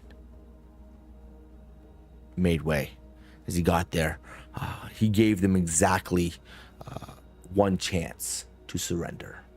And when House Lysandrel decided to laugh in that face, he used what you both know as the glass cannons on the bottom of Vigil's End. So powerful they had the ability to melt rock, and he sundered Trinvel to the ground in one monstrous attack, ending the lives of 60,000 free people of the Shattered Vale in a matter of moments. It melted its towers, it dropped its bridges. It's considered the single most devastating act in recent history in the last 500 years in the Shattered Vale.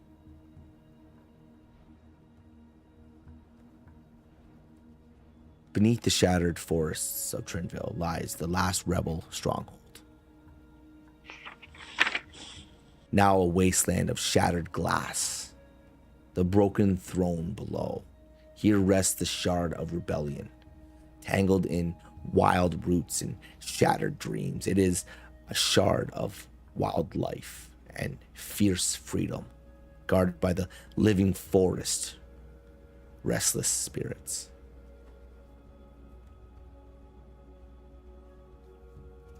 The fourth entry, the Shard of Sacrifice, the Drowned Sanctum.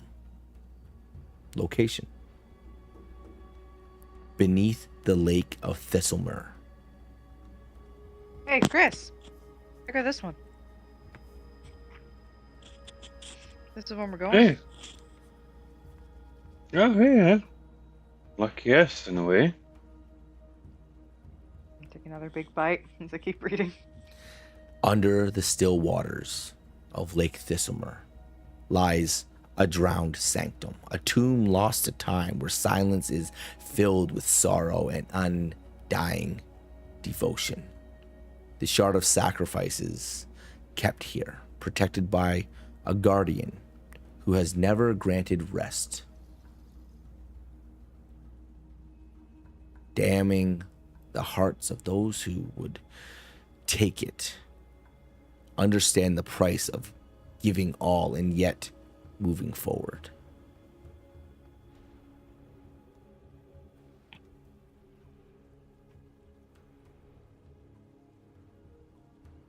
Have I ever heard about this victim at all? Give me a religion check. Or history. Give me a history check. What? Either or. Your choice.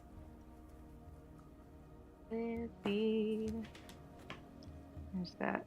Yeah. 13. 13. Okay. Let's do history. You know of the woods of Thismore. You know the lake of Thismore. You know of the fishing town Mirren on the lake. You've heard stories from some of the fishermen who would travel to Dravengard with their fish oils for smithing. Of the lake being guarded by something. But you can't really trust a lot of the stories you've heard because it is tales, and they're all broken from different parts of different people. They all have different experiences, if you would. You'd also encounter some of these fishermen in the markets of Duskwatch, which is usually very much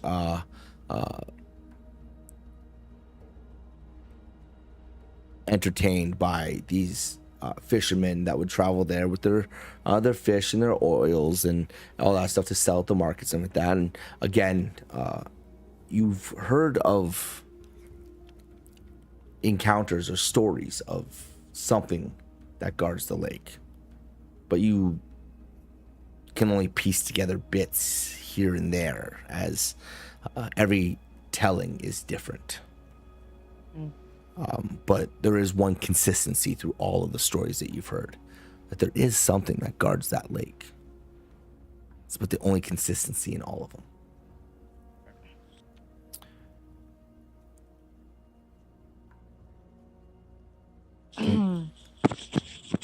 Well, guess we'll have to do some investigating on that thing.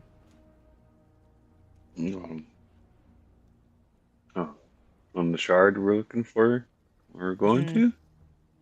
Yeah, I've heard about a guardian in the lake, and this mentions it too. Something to watch out for. Can you swim, Chris? Yeah, I can swim, yeah. Can you?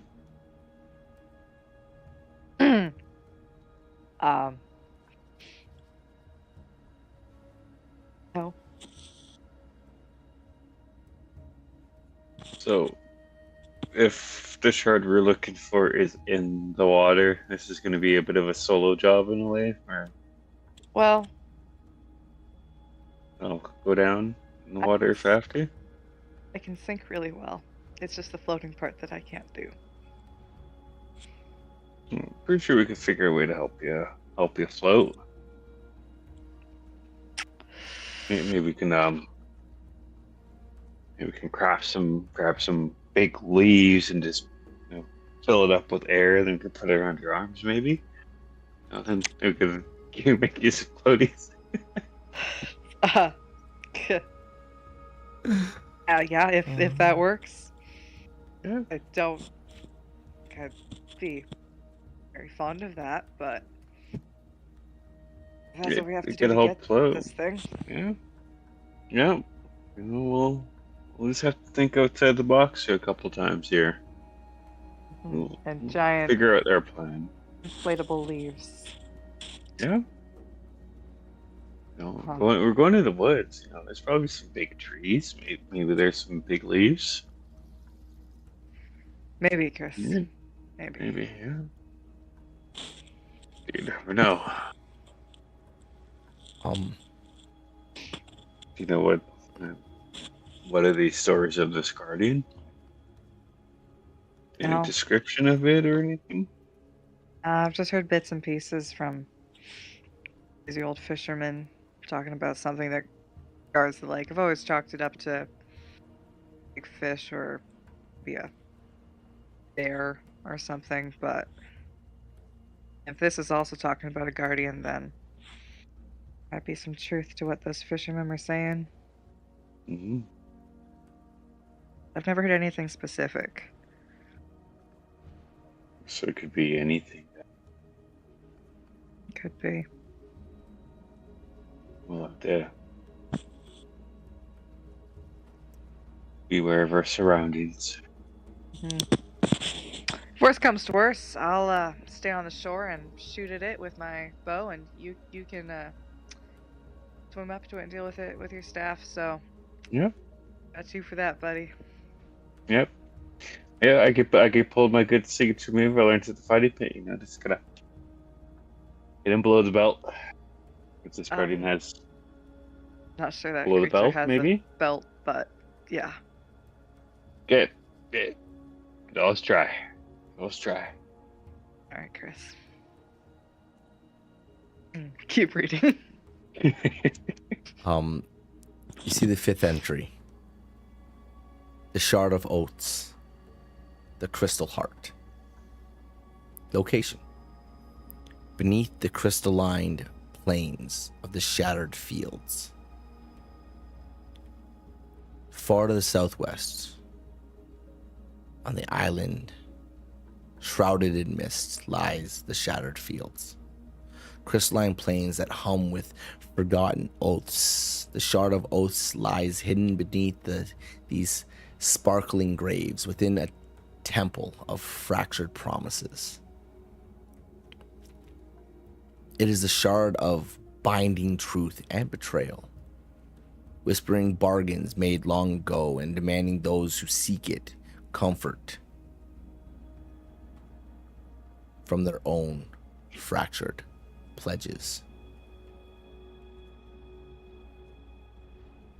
What was the temple's name again?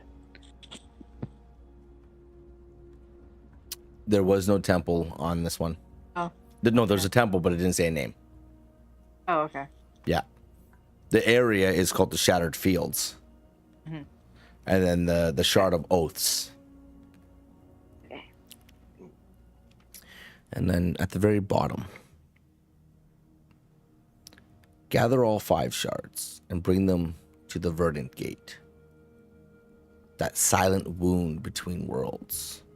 Only then will it bloom open again. And the way to will be made clear. But beware.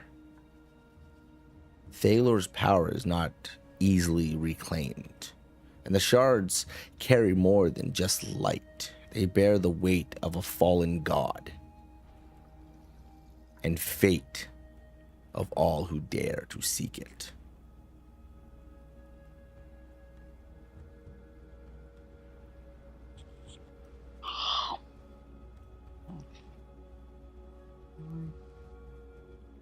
Oh. Apparently we're going to be carrying a god around. Wow. I'll carry Wow. 2. So we're gonna. You carry 3. Yeah, that sounds like a plan. So we're gonna literally bring a god to stop the Sovereign Ring. I guess so. Yeah, well, I guess desperate times call for desperate measures, I guess.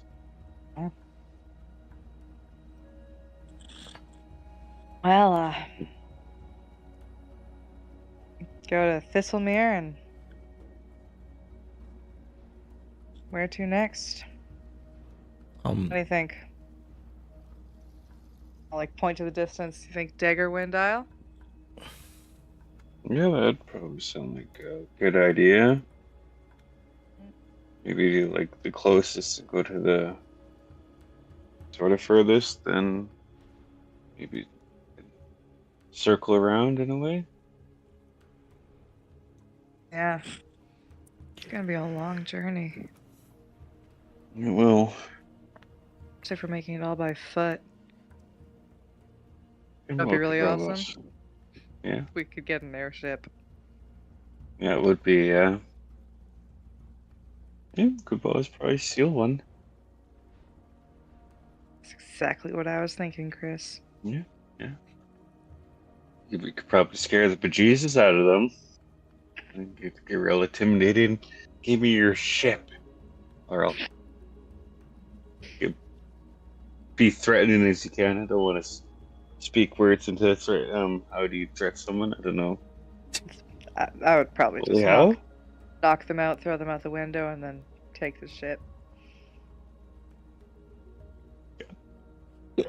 That sounds pretty badass. Hell, I didn't even think of that. I would just probably just knock them out and just.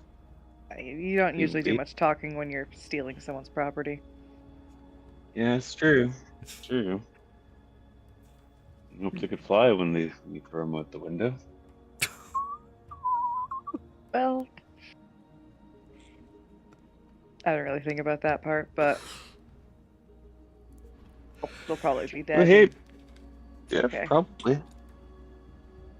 Or hell, they might even have maybe secret compartments of clothing on them where they could if they fall off the ship, they have a way of going down. Maybe, who knows? Maybe, Chris. I don't know.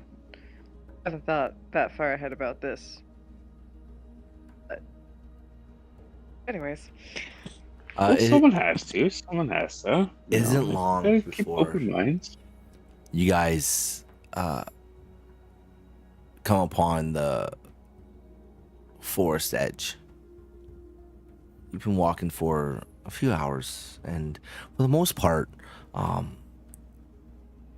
it's been kind of peaceful. There hasn't been too much chaotic. This has been some of the most calming times you've had in the last while. And as you reach the forest edge, you can kind of see a path that emerges as you are getting closer. You've kind of steered your way into the direction of what looks like an entrance into the forest, a commonly used roadway, if you would. And as you enter into the forest, it feels dense and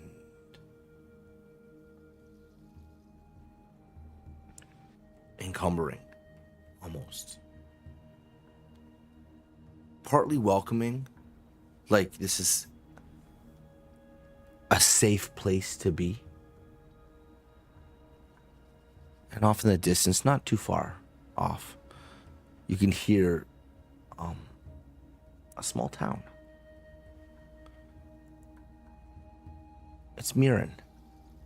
It clings to the edge of Lake Thistlemere.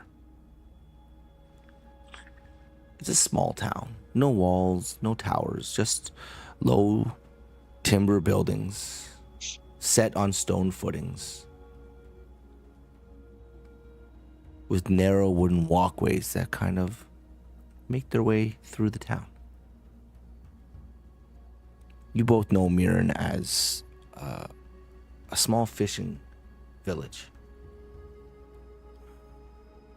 But for being the size that it is, it does generate quite a bit of commodity for the cities around. Duskwatch, Shire Vault, Glimmer Hollow, Dravengard. It even makes a few trips south to Netherfall and Ashspire.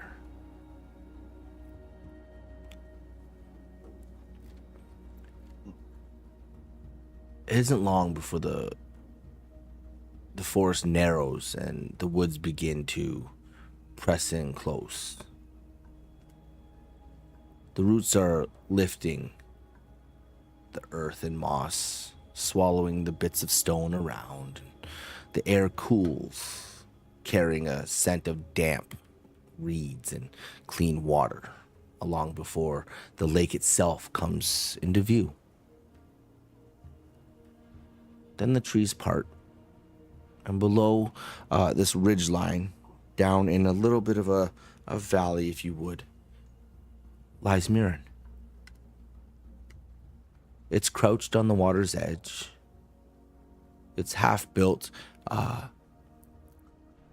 timber docks reading out into the shoreline. The lake before it is quite vast, though. You can see to the other side, but it is definitely a ways away. Even though you heard some clamoring along the winds as you were walking through the forest, it did seem oddly quiet. As you get closer to the town, it becomes quieter. You see the people here move with like a purpose. You see, for the most part,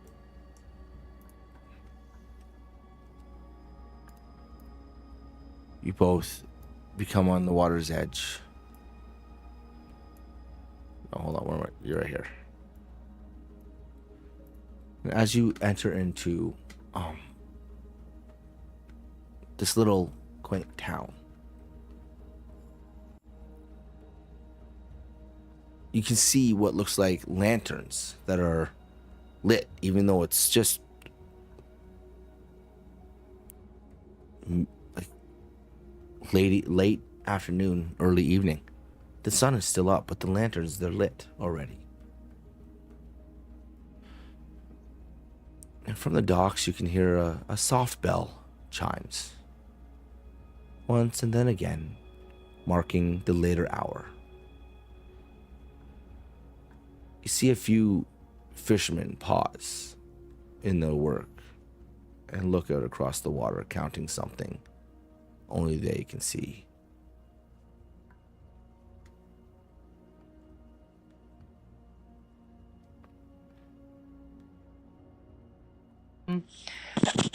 Are there any stones around me on the ground? Oh yeah, there's little Alright. pebbles, little rocks and stuff like that. Yeah. Like one about like the size of, I don't know, a head. Oh yeah, you probably can find something like that off to the side of the beaten path. All right. I'll pick one up and like toss it in my hand. I'll walk towards the edge of the water and aim kind of for the center and chuck it into the lake.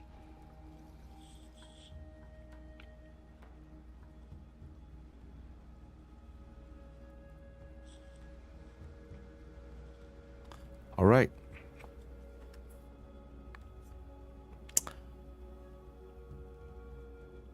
As you do that, and you walk past this tree line and to the edge of the water, the water's surface looks unusually still. And you haul back and you rip up, and as you do, the rock flies through the air and it lands not dead center, but quite a few feet offshore. And as it plunks into the water, you notice several fishermen who are on the docks in this area, because you technically would be right here doing this. Do you follow along, Chris? Yeah, follow. Okay. As you do that right there, you notice several fishermen on these docks turn and look at you. You've just gotten pretty much everyone's attention.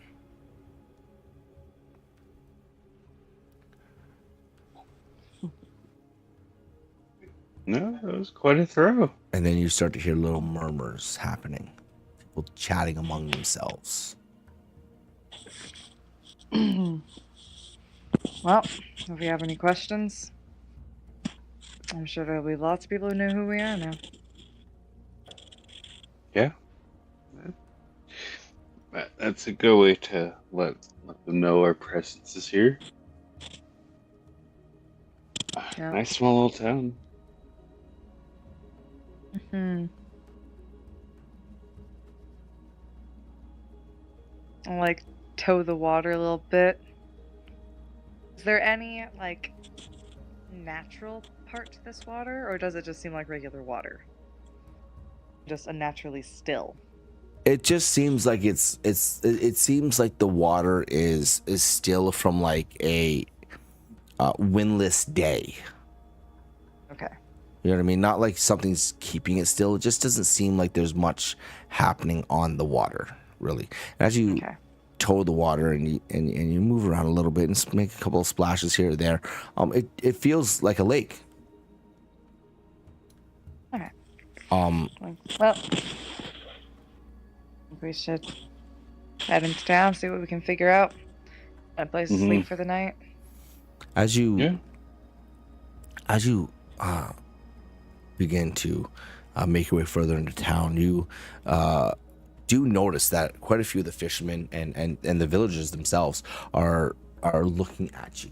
They're watching you now. Your act of throwing a stone in the water almost seems to a degree disrespectful in a way, considering this town is known for fishing and spending time on the water. But as you walk past, you pass an area that looks like it has a bunch of stalls. Lots of foot traffic that goes through this area, but all the stalls are empty right now. And as you get closer to the town, you notice that these docks kind of spread out in different sporadic areas. But one dock in particular looks like it doesn't have any boats tied to it. And as you get in closer, you see this timber building, probably one of the largest out of all of them, almost in the center of, almost like the center of the whole town. And above its doorway swings a sign that says the Lantern Eel. The Lantern Eel.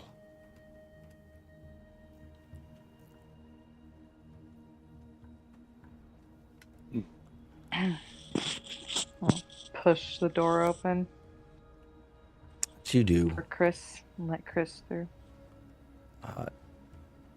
for the most part, as you approach this building, most of the lower beams are darkened from years of like mist and lake spray, if you would, like the water drifting up and soaking into the wood trim around the outside. As you're walking through the town and making your way there, you start to see a bunch of smaller houses kind of around it and tucked into the wooded area and all that stuff, little cozy houses, and all of them seem to have a lantern that hangs from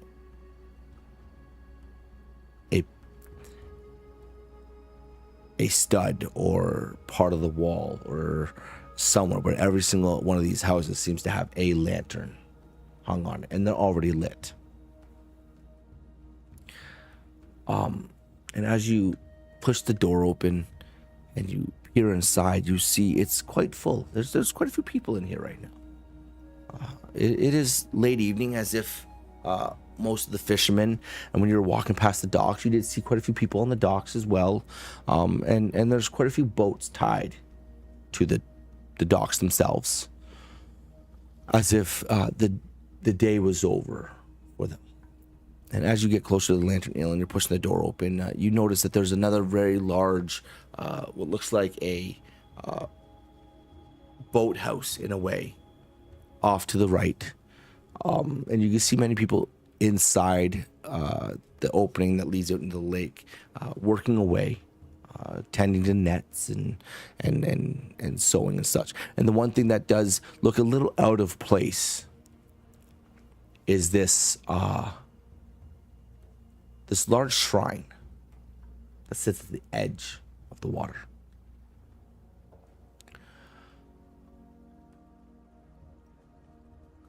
It's built on what looks like a stack of stones, but they're shaped simply but deliberately. Around it, the base and going up a little bit, you see ivy and pale moss creeping across its surface.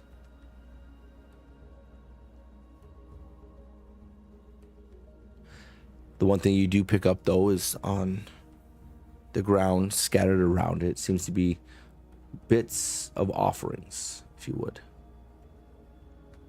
Things given to it. As you open the door and peer inside and see all the people sitting and talking, and suddenly a quiet falls over the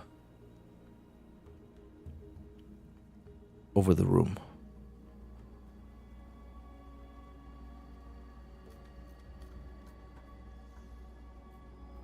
Why can't I find this?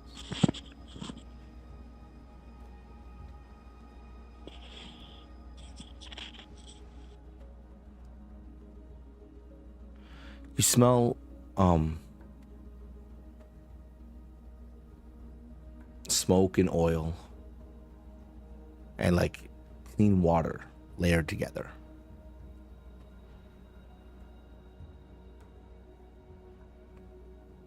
The floorboards, for some reason, when you step inside, they creak less than the paths you were walking on. As though they might have been reinforced. Behind the bar, shelves are lined with bottles, jars, and what looks like preserved fish.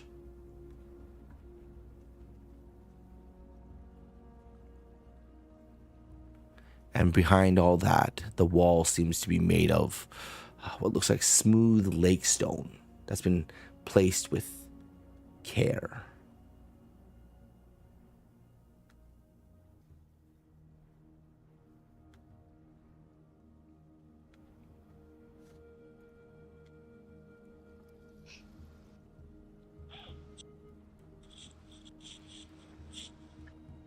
Nice little place. You see a older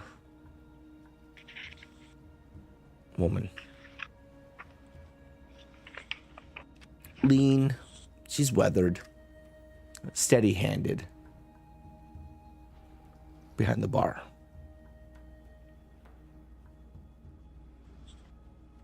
She looks out at you. Where are you coming from? Where we're coming from is our business. Just need a room for the night, a bit of food. We'll pay our way. How long do you intend to stay? Not sure. A day, maybe one more. We won't be here long. Do you plan to be on the water at dusk? No. All Can I right. do an insight check? Sure.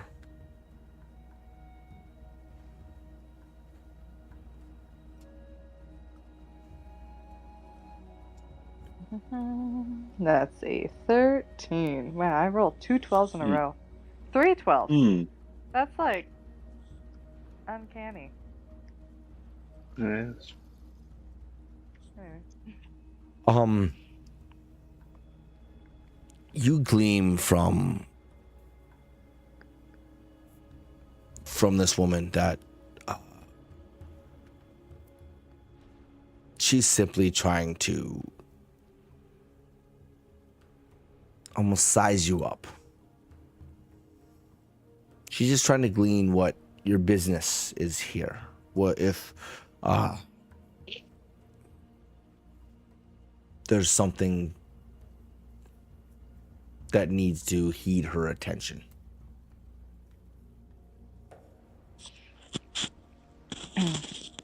How much for food and board for the night? For the night? For both of us. Well,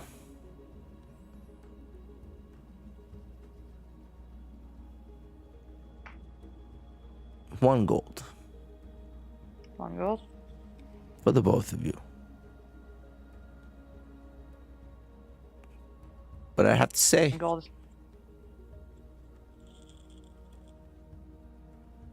odd match. But who am I to judge?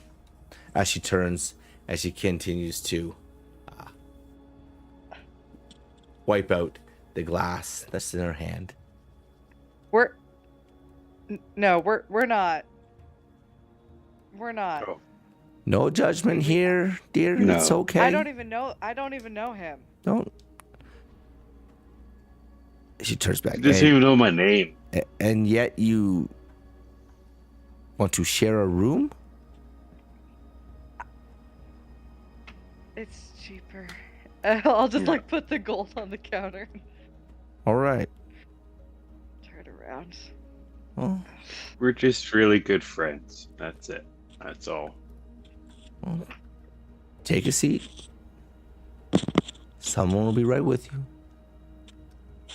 As she Thanks. turns and walks down, and you see her pour another drink. The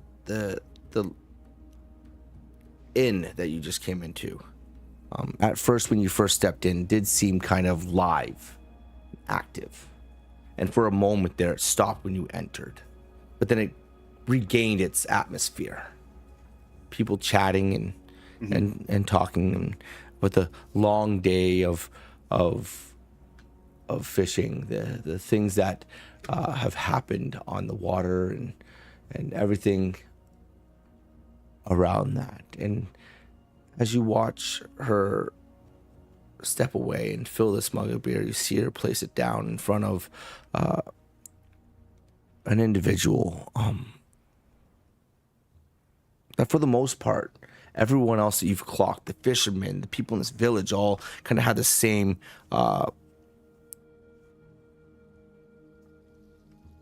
character about them. They seem to act the same. They're fishermen. They're like, but this person sticks out.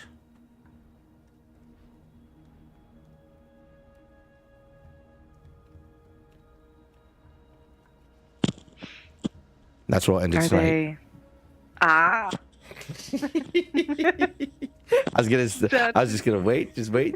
No, that's where I'll end it tonight. Yeah. No. Might have a feeling here that. What's going on with that person? I wonder. Oh.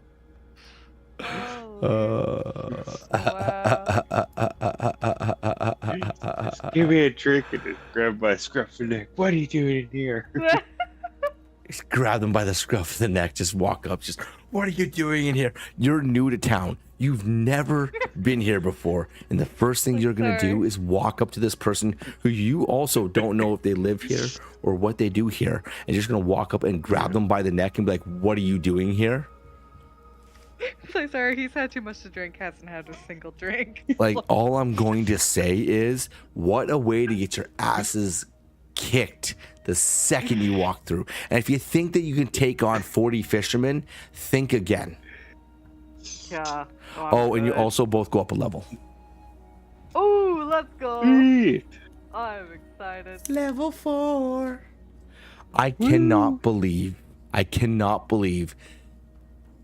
Chris rolled a 1, and to save you, Gita rolled a natural 20. That 20. was epic. Oh, Like, I'm like, dude, you Holy just crap. fell, and I'm like, epic. DC 18 for you to catch him so he doesn't fall. To be honest, I was like, you weren't just gonna fall and get eaten instantly. What was gonna happen in that scenario if she missed?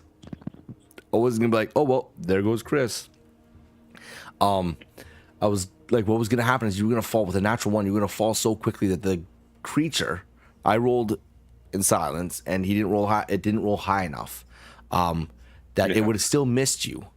You would have fallen down the waterfall into the bottom of the water, and they would have had to figure out a way to get back. But you would have had the first move to run from this thing. And that's why I said, learn your character. Please read it over and understand every part of it, because there are so many things that you have available to you as that are part of your character's class that you would know.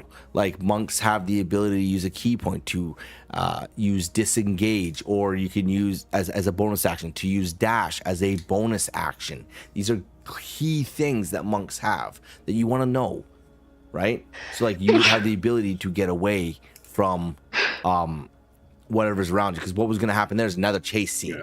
Gita would have been in the tunnel. I would have been safe. I could have left you to die.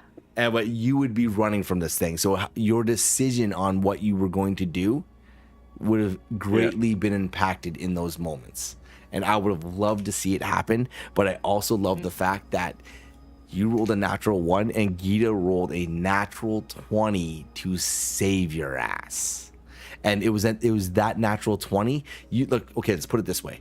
Even if she rolled high enough to be able to grab you, anything lower than that natural 20 would have still probably had you getting injured. You understand what I'm saying? Like, you know how the claw hit and then your clothes got torn? Chances are the claw would have like dug into your shoulder or something. Right? You see what I'm trying to say? On a 19. The natural 20 saved you, and I was so impressed. I was like, this is absolutely amazing. I cannot believe that just happened. That was like probably the highlight of that thing. And then when you guys were like, oh, we saw that room, we're just gonna go ahead and try to leave. I'm like, all right. I didn't know you guys were gonna I definitely thought at one point you were just gonna be like, we're just gonna leave and try to run for when you don't hear any sounds around you. You're like, we're just gonna leave and try to run. I'm like, you're not gonna check the back room? I got stuff back there for you. But then I realized you guys were gonna go to the back room and see if that was a way out for you guys to get out and all that stuff. So, and you're like, I'm hastily moving these things. I'm like, are you sure you want to do that? You're like, yeah, I think my character would. I'm like, all right, bet, let's go, let's fucking do this. She definitely would have. She was, I'm done. I went out. Just putting shit to the side and all that stuff. Not, you missed the roll by 1. It was this DC 14. You rolled a 13. So when I was like, okay, so you made enough noise to attract something, because you guys remember too, you're in an environment where there has been no living things other than the creatures that live down there. So when something like that gets moved and sat down, it definitely catches the attention of whatever's down there. So you had to pass that roll, and you just about did so, but not enough. And I'm like, yes, now I get to do a chase scene. Let's go. You're fucking being chased by this T-Rex, essentially. This Indominus Rex is chasing you guys to see if you guys would survive this. Oh my goodness, I was so excited. I was like, let's go. You guys better run fast. And then you failed the friggin' the perception check as you were running and caught a. I'm like, oh no, is Gita gonna get eaten? Gita better get back up. Gita better get back up. If you had failed, like imagine if you failed getting up the waterfall. Oh, I was like, that was so intense. I'm like, please, we have to roll so well. Yes, I was like, yes, because fast. The edge where I had that there, the edge was like enough that like the creature's arm could get in and get up there. But that's about it, right? Like the creature itself wouldn't have been able to get. Once you were into that little causeway, you were pretty much like safe from the creature being able to bite you. But his arm could get in there. Yeah, that was. There you go. Yeah, there you go. But that would have been. That was entertaining. Oh my goodness. All right, so I think. So I think we might, if you guys are interested in it, I think I might run another small little mini campaign, just something that's small and like a little like a dungeon crawl, if you would. It's basically a dungeon crawl, right? And what we'll use is the characters from Silent Bells. I'll talk to my buddy if he wants to be in it. If he does, awesome. If he doesn't, then we could just be like. If Abby wants to be in it as well, then it could be you guys, and then Chris creates another character. No, not Chris. Ruben, you create another character. And such, So, because you would have to, because your last character got eaten. Yes, if you guys haven't watched the mini campaign called Silent Bells. It's a 4-episode campaign. That's all it is, just 4 episodes.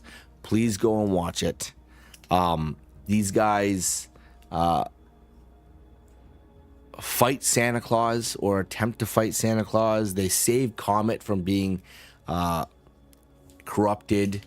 They fight a peppermint golem. Oh, it was so much fun. After being warned not to touch the bells, they touch the bells. And someone dies. That's all I'm gonna say. And someone dies. So if you guys want to find a little interesting little thing, it's only 4 sessions long. That's it. It's called Silent Bells. It's on our pod. It's set up as a podcast, so you can listen to it on YouTube while you drive and all that kind of stuff. And like I said, every time I say this every single time, and it's so truthful every single time I say it. Your free time is the absolute best thing you can give the channel.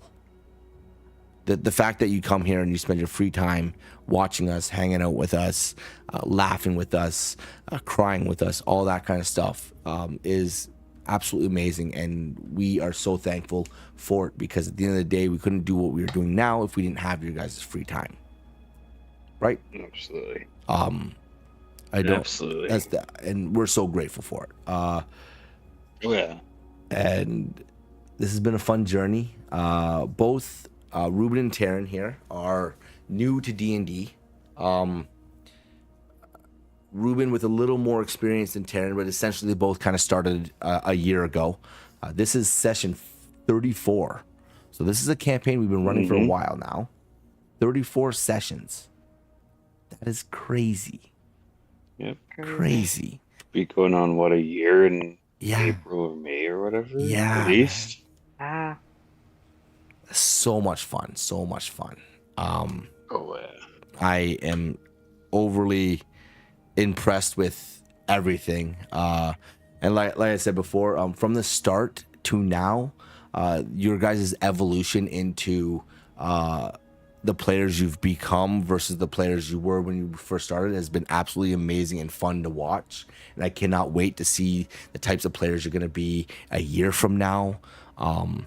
Because at the end of the day, this game that we all love playing and that we all find so entertaining and so welcoming for even new players and everybody,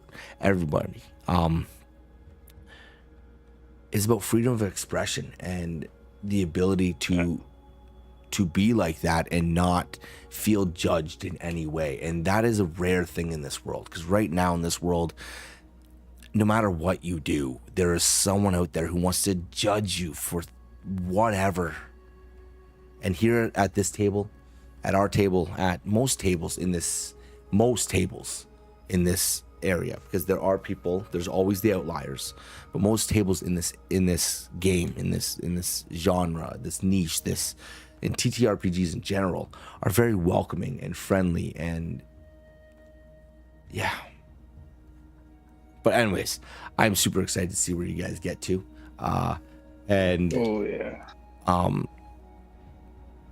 Be here next Tuesday. We have a little bit of a surprise happening. And hopefully that's going to be a lot of fun. Yeah.